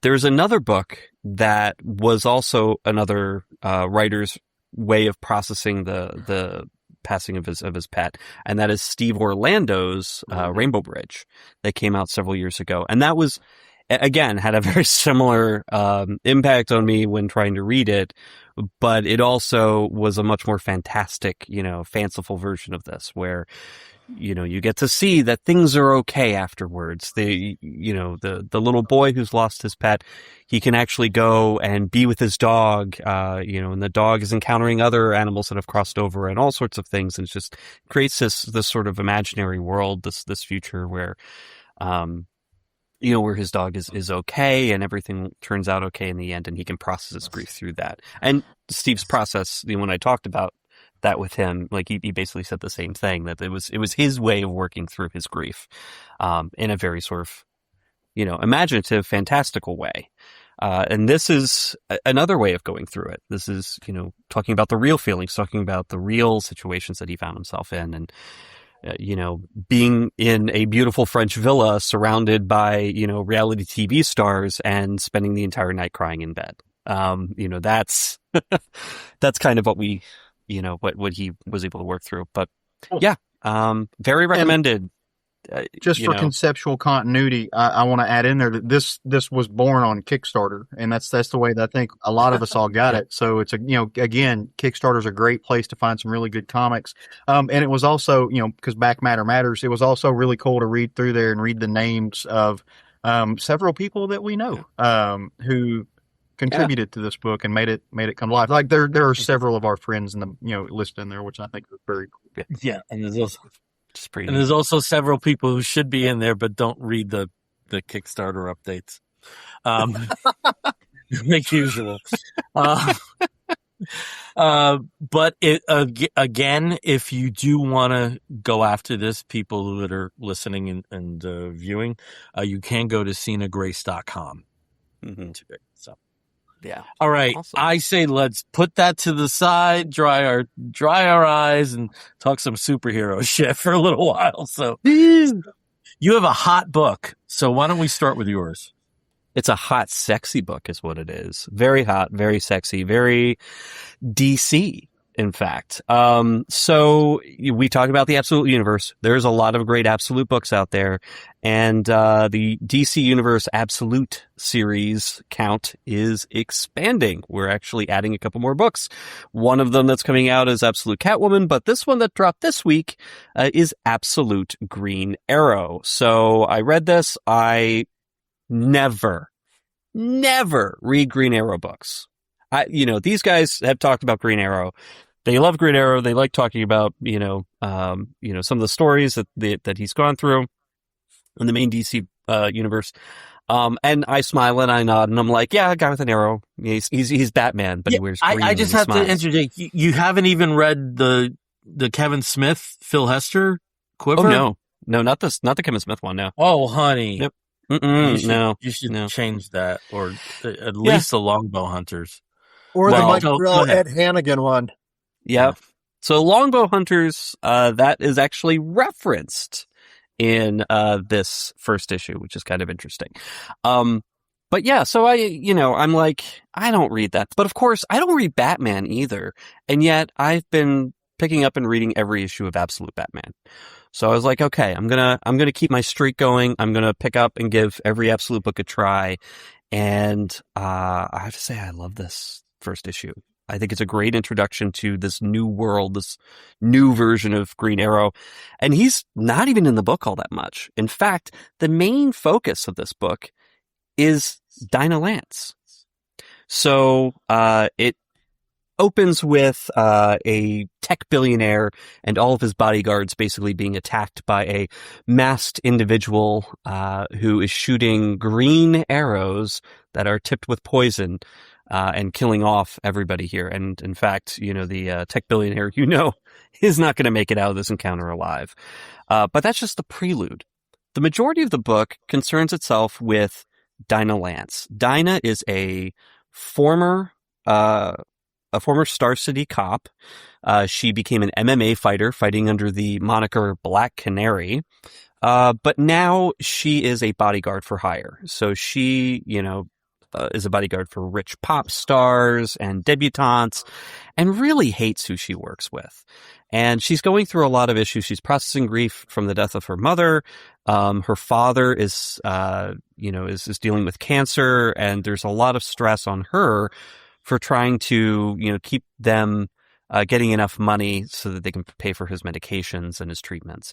And unfortunately, because of that, she has to take jobs that she doesn't want. And one of them is working for Hector Hammond. She gets hired by a gentleman named Malcolm Merlin to be the bodyguard for Hector Hammond, and not just him, but also a kind of a Weasley pharmaceutical CEO whose previous pharmaceutical company was being sued for billions of dollars, and he was able to sort of like squeeze his way out of that, declare bankruptcy, and then get rehired to become a CEO of another pharmaceutical company, thereby, missing any responsibility or having to take any responsibility for the deaths and opiate addictions that his previous company caused. And she hates this. She hates the fact that she has to do this, but she needs the money. And so it turns out that the reason she was hired is because she knew this billionaire, this other tech billionaire that had partnered with the original person in the preface named Ollie something, who had started an app for investing, kind of in the vein of Robinhood or Acorns, called Green Arrows. And the logo, of course, are 2 green arrows pointing in a direction. And it just so happens that he was found dead a year previously, and now his partner is dead. So is there a connection? Is there somebody out there who's picking off these rich tech CEOs? I mean, part of us are like, well, we know Oliver Queen is got to be alive, right? And he's the new Green Arrow, and he's, taking out, his previous partner because he's a total jerk and a horrible person. And we get a little bit more of that because Hector Hammond and this other weasel, they decide that they're going to be going into Oliver Queen's old arrow cave, or his toy storage, to go in and see if they can find something, maybe some information that he has to connect him to other potential murders, so that they can better protect themselves. And of course, it doesn't work out for them, and almost doesn't work out for Dinah either. They encounter this new Green Arrow vigilante, who takes out several other bodyguards and also relieves Hector Hammond of his right hand.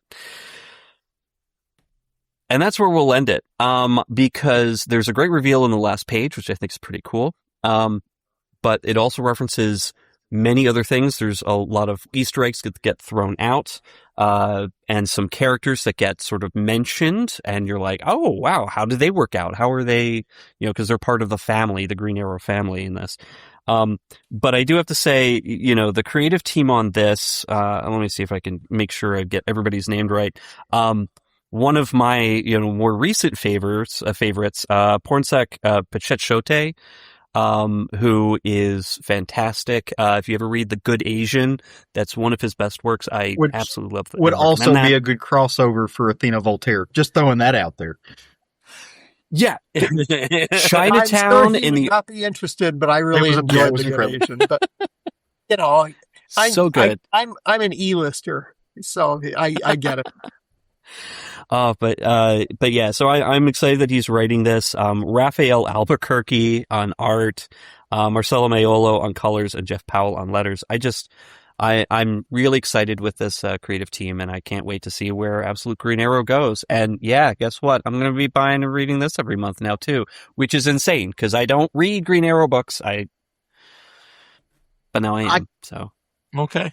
I can't believe DC let them get away with some of the stuff that they're going to do in this book. Oh, man. Body count in this is high. And it's, I mean, there's a lot that happens in this book, and that if you listen to some interviews of where they're going, there's some things that go into some places that really are kind of parallel to some things that are happening in real life. I can't believe DC is letting them get away with what they're doing. I am very glad they are. That makes me very happy, especially in the year where they finally published Swamp Thing 89, and they're just like, hey, fuck censorship at a publisher level. I love it, but I'm just like, God bless. Just You think they're trying to get it all out of their system before Ellison Maybe. takes over? Probably. Oh, I didn't even think. I can't. I'm sorry. Maybe. Oh. Oh. Buy those books now, kids. Yeah. It is a kind of painful wait that I have to wait for this book, but hopefully, we're getting closer to the end of the month. I'll be there. All right. Couple weeks ago, I updated everyone on what's going on in Detective Comics. I flipped a coin. Why don't we do it with Action? Okay, so this is Action 1097. It's part of the Reign of the Superboys storyline. So this is where we're at with Superman. Superman was the victor in the DCKO event. His energy is dispersed, they think, going into various people. And some of the Omega energy went to the past. And the subset team of Justice League Unlimited that went after the Omega energy that went into the past were the trio of Martian Manhunter, Mary Marvel, and Booster Gold. And they go back to when Superboy was a teenager, when Superman was a teenager. And in this continuity now, he was Superboy.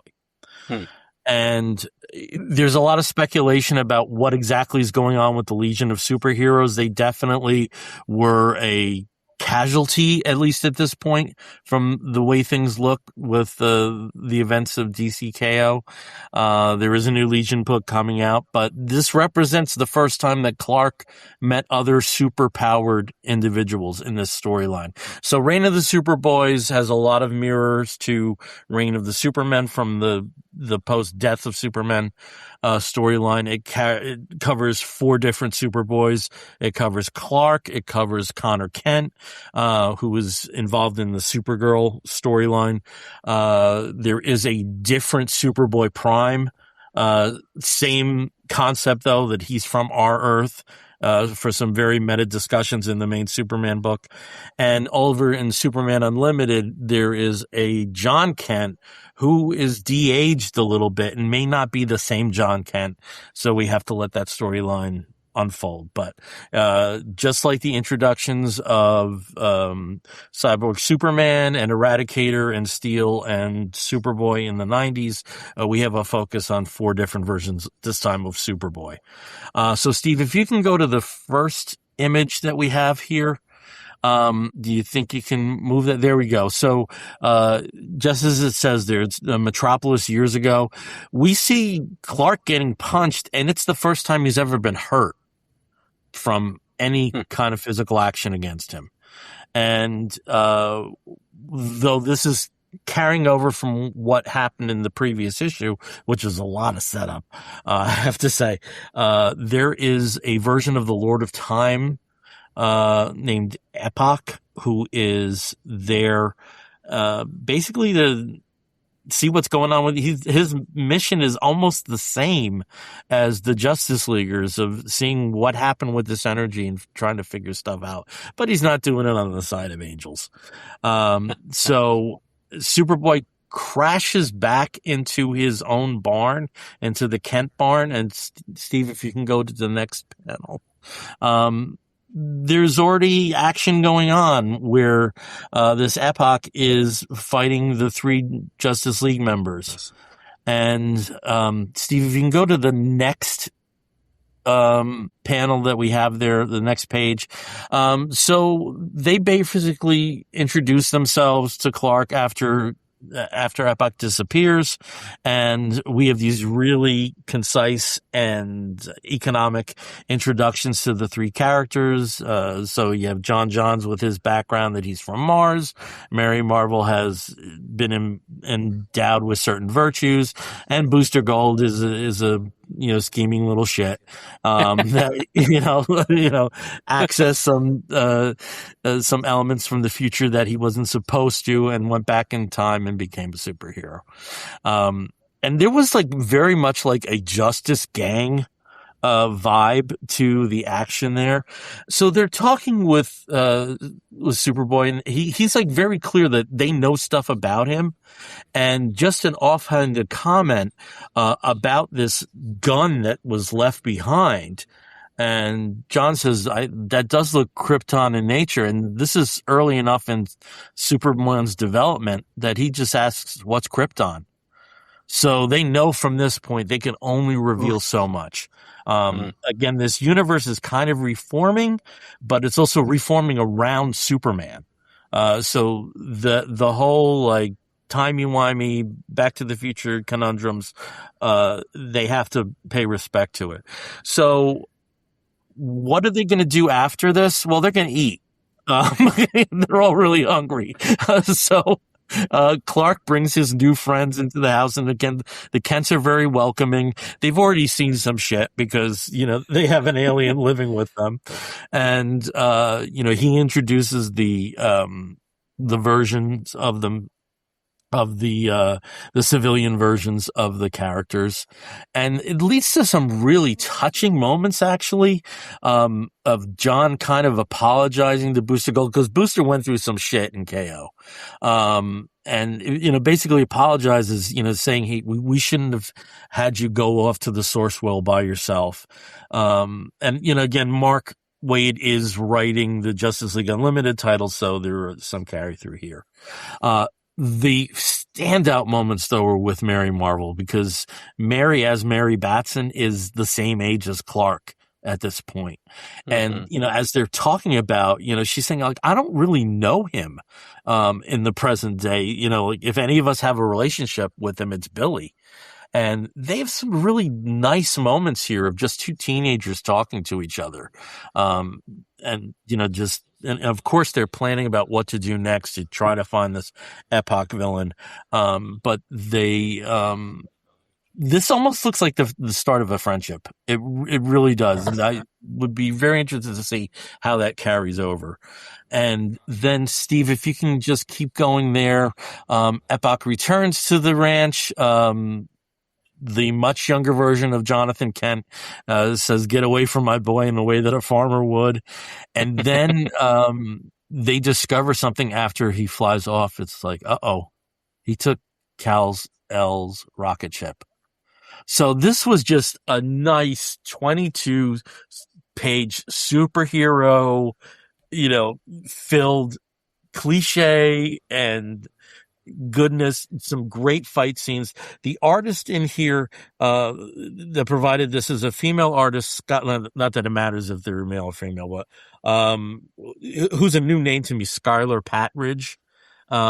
That she is very good with action scenes. I didn't provide too many there because I think the most important parts of the development were the character moments.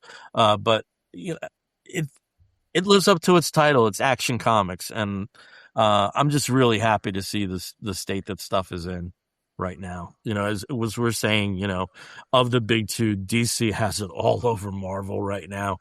And with content like this, again, written by Mark Waid, art by Skylar Patridge, Action Comics, oh my God, number 1097. They're almost at 1100. But wow. Especially, I got to say, though, if you were a fan of the Superman film, this is the book to go to. This really is. Because I think they give you enough of influences from the film, but firmly set in the main universe. And I think a pretty good introduction to the main universe. I haven't spoken about it a lot, but Action Comics is very easily one of my top 5 books coming out of them right now. It is fantastic. Steve had to go. Headball. Okay, sorry, Steve. But yeah, and also I love the way they illustrate the shorts on Teenage Superboy. Like it's and they're putting that on red jean shorts. It's great. Yeah. But that's awesome. So Caleb, you've got your book, and your book is not a DC book. I didn't get them. No, I'm going to be the odd man out, as I'm going to be a little bit different. So I'm neither talking about a book from DC or a book that's new. I'm talking about a book that comes out of the publisher Abrams Comics that came out in 2024. But you ought to recognize the name of the writer, illustrator who wrote this book because it's Nate Powell. Nate Powell of, March fame, which is probably his best known work, won the National Book Award, has written and drawn several amazing things, autobiographical comics, biographical comics, slice of life comics, just does some really great work. And Nate is also a fellow Arkansan, which I think is super cool. And I've, met him here in town, here in Little Rock a few different times. But this book, I picked it up because when I saw the cover, I'd never read it before. And I was like, oh, Nate wrote a book about music. Let me check this out. And then I read a little bit about it and it's like, oh, Nate wrote a book that's kind of rooted in the punk rock scene in Little Rock in the 90s, which is pretty freaking cool. So, never drew any national attention, but Little Rock had and still has in a lot of ways a very vibrant underground, like indie music scene and punk rock scene. There's places like the Whitewater Tavern, which is famous from that, like Tyler Childers cut his teeth there. All these amazing musicians, both from like punk and alt country and stuff. Vino's still around, which has been around forever. And so there's some really amazing stuff in there. So I picked up this book and I absolutely read it. It's 2024. I'm going to spoil some things if you haven't, but not too much. But the book really focuses on this punk band called Diamond Mine. The Arkansas flag has a diamond. We've got one of the only active diamond mines in the world that you can, just walk up and go dig for diamonds at. People find diamonds in it all the time.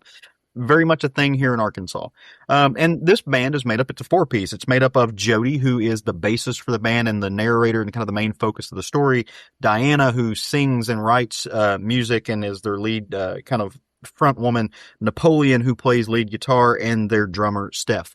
And the book starts off 1994, which amazing year for music. Just period. That phenomenal year. And also for movies, lots of cool things came out in 1994. Made a list that we can talk about later if we have time, but starts out there and the band is loading stuff in and they're getting ready to play a gig and they're talking about their new songs and they get in there and they just let it rip and it's a success, right? And this is going to kick off their tour and who they are. And so they do this, and one of their songs it's the title song of their album that they'll go back and cut, but it's also the title of the book. It's called Fall Through. And every time they start Fall Through, Jody in the book kind of connects this to being a music and how the connection of, hey, this song, yes, we're going to play it over and over again, but this moment's only going to last one time, right? It's new every time. And no matter how many times they play it, it's going to take her back in time to where she's played it before and where they wrote it, but it's also moving and it doesn't stand still. And it's a very kinetic song. And I really love that from both a band perspective, from a music perspective, in the sense of, hey, each performance, yes, you're doing the song again, but each performance is and should be unique. It's not cookie cutter. There's something that's going to happen that's never happened before, that'll never happen again, and it is a very moment in time. And number one, before I just completely dive in, I loved this book. I thought it was phenomenal. When I was reading it, I just was all in. I felt some kind of way about this book after I finished the book and I read something. Actually, I read one of the premise or whatever, the elevator pitch on the book's jacket, and I felt some kind of way after. Let me get to that later. So that's the pitch of the book. As all good stories go, it cuts from there and it takes you back in time to Jody's formative years back in the 70s. I think it's 1978, where she had just graduated high school and, she was into rock and roll, and her dad was, very protective Arkansas dad, conservative kind of state, but loved his daughter, allowed her to be her own person. Drove her to Tulsa, Oklahoma to see a band play, band that she didn't know a whole lot about, but was making a lot of noise at the time. And that band was the Sex Pistols. So she goes to their show in Tulsa. I think it tracks with history. I need to go verify this, Bill. Maybe you can. Their Tulsa show right before that band imploded and never was a band. Yeah. No, they played 8 shows in the States, culminating in Winterland in San Francisco.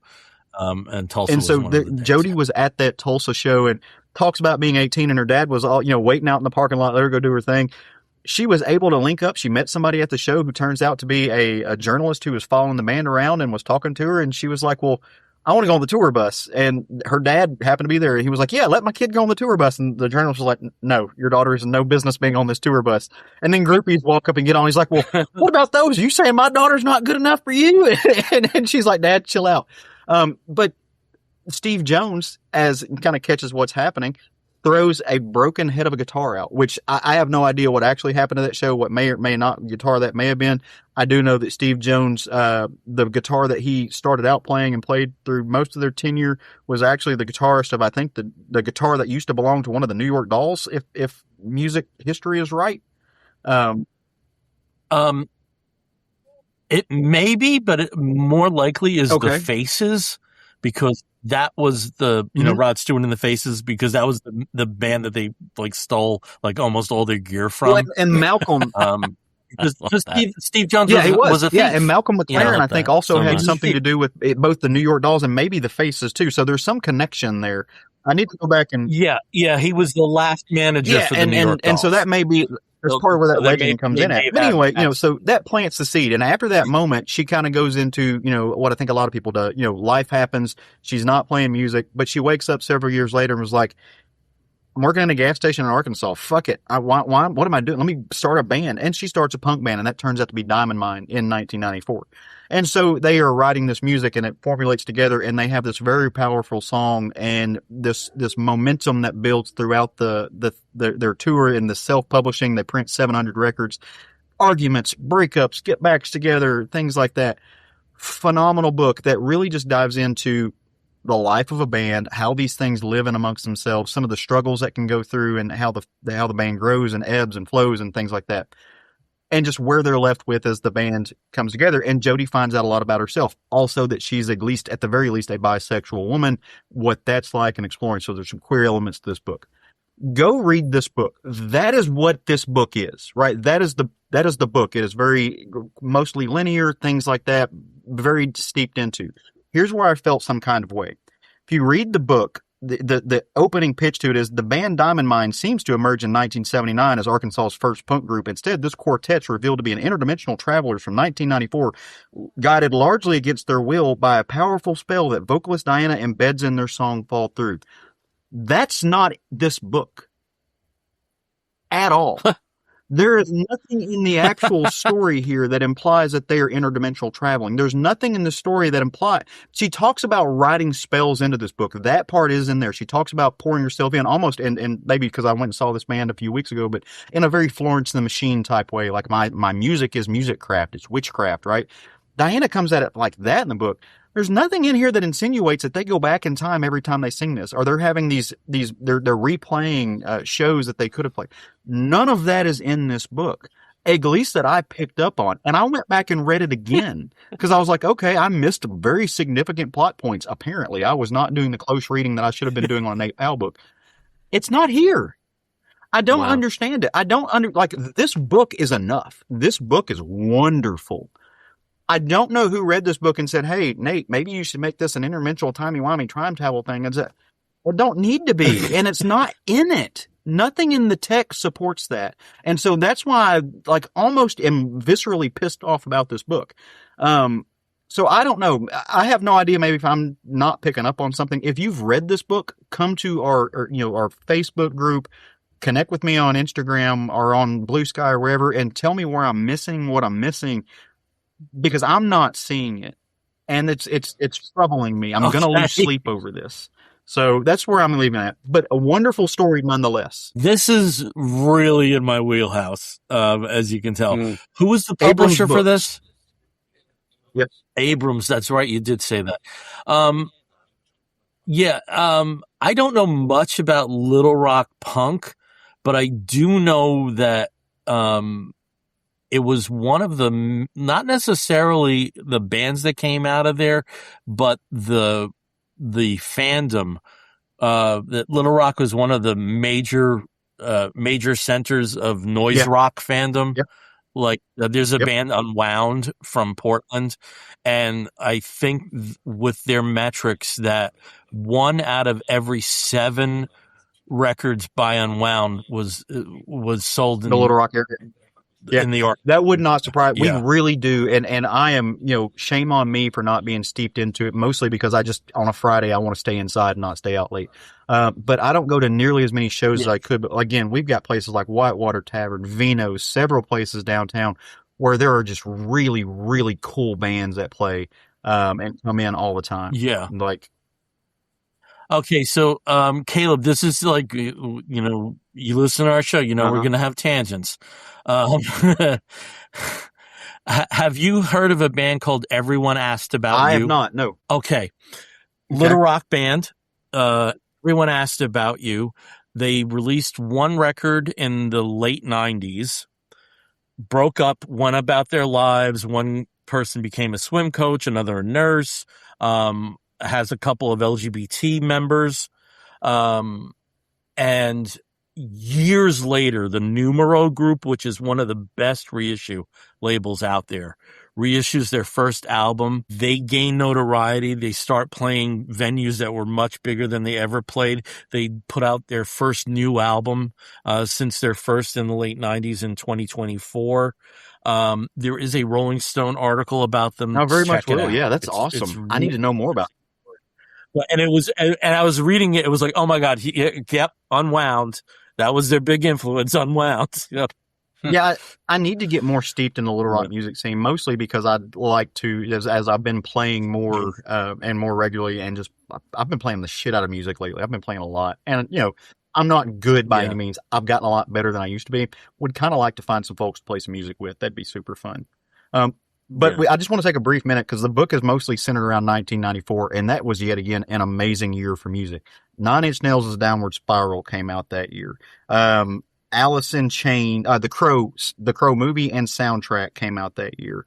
For me, one of my favorite albums, which is Machine Head's Davidian, came out that year. Jar of Flies from Alice in Chains came out that year. There is a shit ton of amazing music and movie. Natural Born Killer came out. Pulp Fiction came out.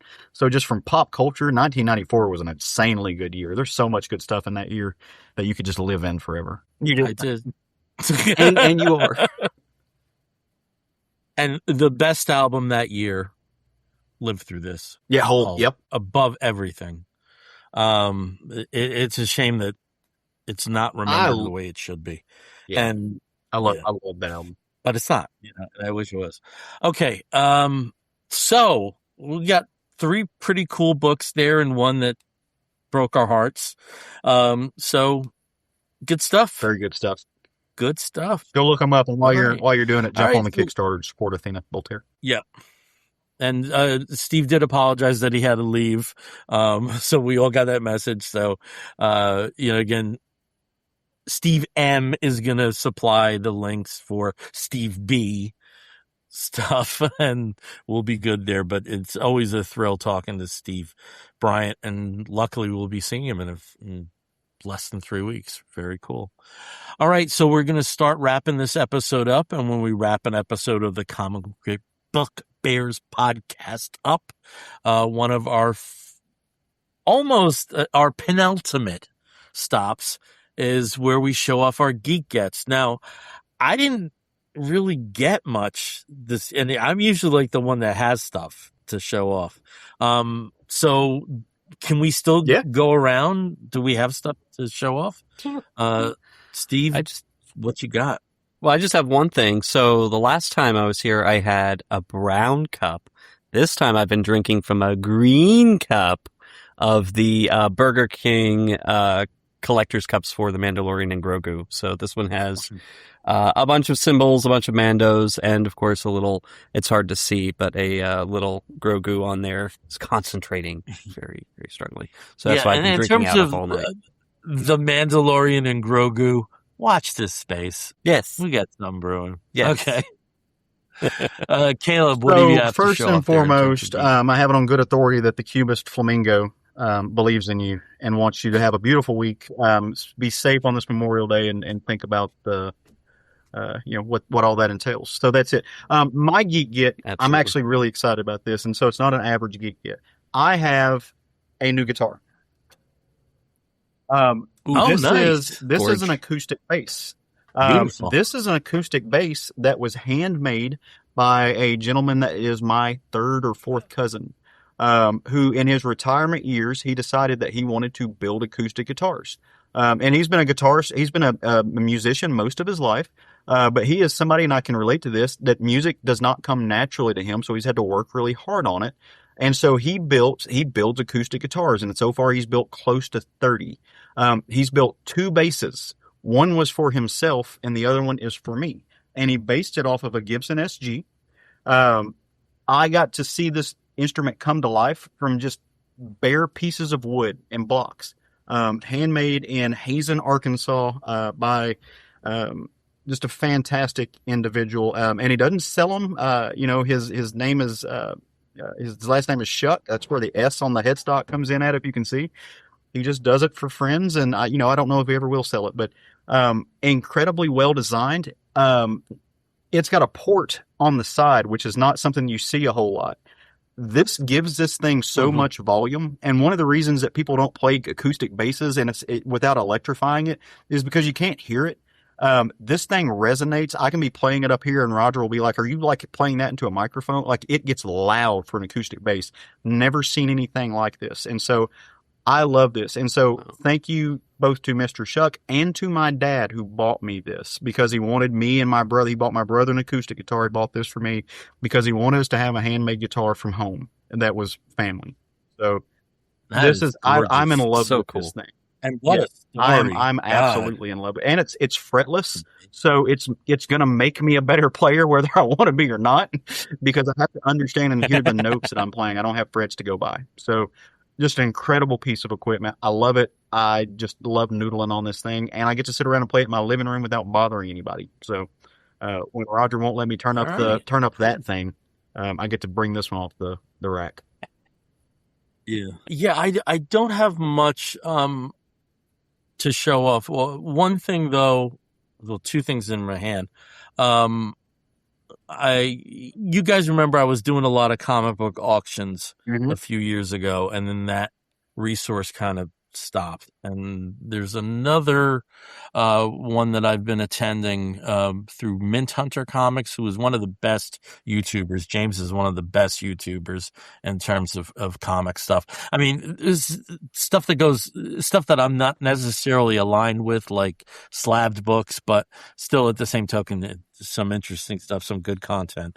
But he runs an auction, and I'm kind of getting close to the original, to kind of closing out the original Valiant run of books. And I was able to get 2 of the big key issues. So I did get the first issue of Exo Man of War. Oh, wow. And I did get the 4th issue of Eternal Warrior, which is the first appearance of Bloodshot. So, cool. Kind of, I'm closing in. There's only like 6 more key issues from the early stuff, and then some of the later issues, because the print runs were so low, they're a little hard to find. But I'm closing in on. Not that much left to buy. Cool. And then just to reiterate, or just reinforce with Steve's. Last time I didn't have a cup to drink from, but this time I do have the same green cup from Star Wars, the Mandalorian and Grogu, and I also have a blue cup with my boy Zeb. I didn't get a cup or a popcorn bucket because my husband's mean. Yeah, I did say that. I'm so, I don't know Roger, but I would advise him that that's grounds. They for have divorce. these really adorable little Grogu. You look so sad. The sadness in your eyes in that picture. That's what these are. These are sadness bags from No Grogu. Yeah. We'll be showing the audience, showing everybody here that same picture very shortly. Yeah. So all right. Well, we're at our final stop on this show, and that's something we call the Woofs of the Week. In the bear community, if you find a fella attractive, you woof at him. And we do something very similar where we woof at something that might be comic book or comic book related, but it also might be a TV program, a film, a charitable initiative, anything under the sun that we think you, fair listener or viewer, may be interested in sampling. I'll start as I always do with Steve. Steve, what is your wolf of the week? My for the week actually goes out to two movies, and not the movie that you're thinking of, but just generally a movie or a couple movies that I got to see this weekend before the big one started, and that is the 1-2 punch of Hokum and Obsession. So Hokum, of course, directed by Damien McCarthy, an Irish filmmaker who's famous for, a couple of years ago, he did an amazing film called The Oddity. Excellent film, super scary, really beautiful. And then also we have Obsession, which is, I want to say the first full-length feature film from Curry Barker, although he did have Milk and Cereal, which is available on YouTube to watch. That was kind of his, a big introduction to his horror style of filmmaking. Both of these were excellent. Both of these were a really good 1-2 punch if you're looking for, some great horror. Hokum, I believe, is just about leaving the theaters, but Obsession has been a runaway hit, and has been making a lot of money, especially for a first major release feature for this creator. So both of them very good, very different, but highly recommended. So Hokum and Obsession, if you like horror movies. Okay. Over to Caleb. Caleb, what is your my wolf of the week? Also goes out to a musical, to a movie venture that I took, and as you probably surmised from the previous conversation, I went and saw The Mandalorian and Grogu. We went actually last night to go see it. Had a great time. It's a wonderful movie. It's hilarious. It strikes all the right chords. It is expansive on the Star Wars canon. It's steeped in the lore. It shows you all around the universe, and there are cool beings and creatures and monsters and spaceships and action and fighting, and Grogu is awesome, and the Mandalorian is awesome. It is just a fun time. It's everything that I wanted to be. There are moments where it gets incredibly serious and heartfelt, and then there are moments that are just absolutely hilarious. The Babu Frick creatures are back in the best way. It's fucking funny. And there's all kinds of stuff. So go see this movie. It is super fun. You know, I'm sure that there are people on the internet who are going to do what people on the internet do. But there's no reason not to see this movie. It was one of the better Star Wars things I've seen in a very, very long time. And I loved it. I kind of want to go back and see it again. And I don't really double dip on pop culture movies anymore. Just not my thing, but I thought this was great. And they sell really cool things with it too. Like really adorable Baby Yoda Grogu fully formed little popcorn buckets that, unless you're married to somebody who hates you, bring home. I didn't get to. I'm offended by it.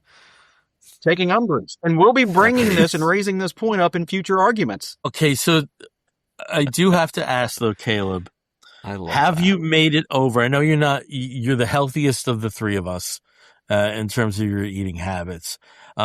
Have you been to a Burger King lately? No. Okay, so at the very least, just pop in, because as some consolation, you can get a free Burger King crown. I need that in my life right now. Yep.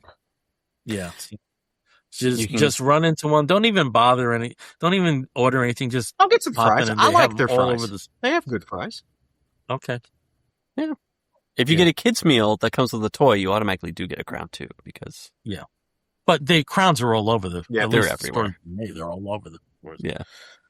So okay, I do want to see Caleb with a crown. One. Yeah, I need one. I've got a couple. At the house. If he doesn't have one for HeroesCon, we will bring one. We've had so much Burger King in the last few weeks. I have so many of these goddamn things. The Stormtrooper. You'll get one, and you'll get one. Like everybody. Well, that's why I have 4 of these, because I went to 2 different Burger Kings and I got the same one 4 times. Yeah. I don't even like the perils of the film promotion. Sometimes you get tons of stuff. So, all right, my wolf of the week goes out to a TV series on Netflix premiered on, was it Thursday or Friday? May have been like Thursday night at midnight or something. It premiered late last week. We can just put it that way. And the show I'm talking about is The Burrows. It is executive produced by the Duffer Brothers of Stranger Things fame. And yes, the elevator pitch for this is Stranger Things in a retirement community. But it's more than that. Fantastic cast. Alfred Molina, Alfre Woodard, Gina Davis. Gina Davis. Yeah, she's fantastic in this. Yeah. And it centers around Sam Cooper, who is Alfred Molina's character, who is recently widowed and retired aeronautical engineer, who reluctantly moves into this retirement community after the death of his wife, and immediately things are fucking weird. And I don't want to reveal too much. 6 episodes. Go explore for it yourself. If you like Stranger Things, you will like this. It is on my list. It is on the list of things to watch. Yep. Same. Yep. Same. Yeah. Along with the Boys finale, and a couple other things, and also the entirety of For All Mankind, because I have yet to watch it. Like how they made Homelander a bad guy. They set him up to be a good guy so well through the rest of the film, or the rest of the show. That seems weird to me, how it ended with him being a bad guy. So strange. So strange. So weird. Just because I'm in the Star Wars mode, I do have to finish Maul. Maul I need to finish too. That it started off really strong, so I'm excited to finish the rest. And I'd really like to get it done by Wednesday, when you will see Steve and myself. Sadly no Caleb, but we do have Arkansas represented. Well represented. You got the right Arkansas for Star Wars. One of the Star Wars Bears episode where we talk about Star Wars stuff, and of course we'll be talking about The Mandalorian and Grogu. That'll be the live stream on Wednesday, and we will be getting an audio episode of that out fairly shortly too. So. Yeah. So until next time, I'm Billy Z. I'm Caleb Alexander McKenzie. Again, we are the Comic Book Bears podcast. You can find us on most social media as Comic Book Bears. We are on Facebook as Comic Book Bears Podcast. If you want to write to us, please do so by sending an email to comicbookbears@gmail.com. If you want to listen to us, you can do so through Apple Podcasts, through Spotify, and many of the other podcatching platforms. And if you watched us through YouTube or one of the other facilities where we provide our live streams, joined us live, thank you. If you are watching us later, which you can do through our YouTube channel, please like and subscribe. I already said until next time, so if you're listening to the audio version, you're going to hear a woof and an explosion, and we'll be back real soon. Take care, everyone. And happy Memorial Day. Forgot to say that. Woof.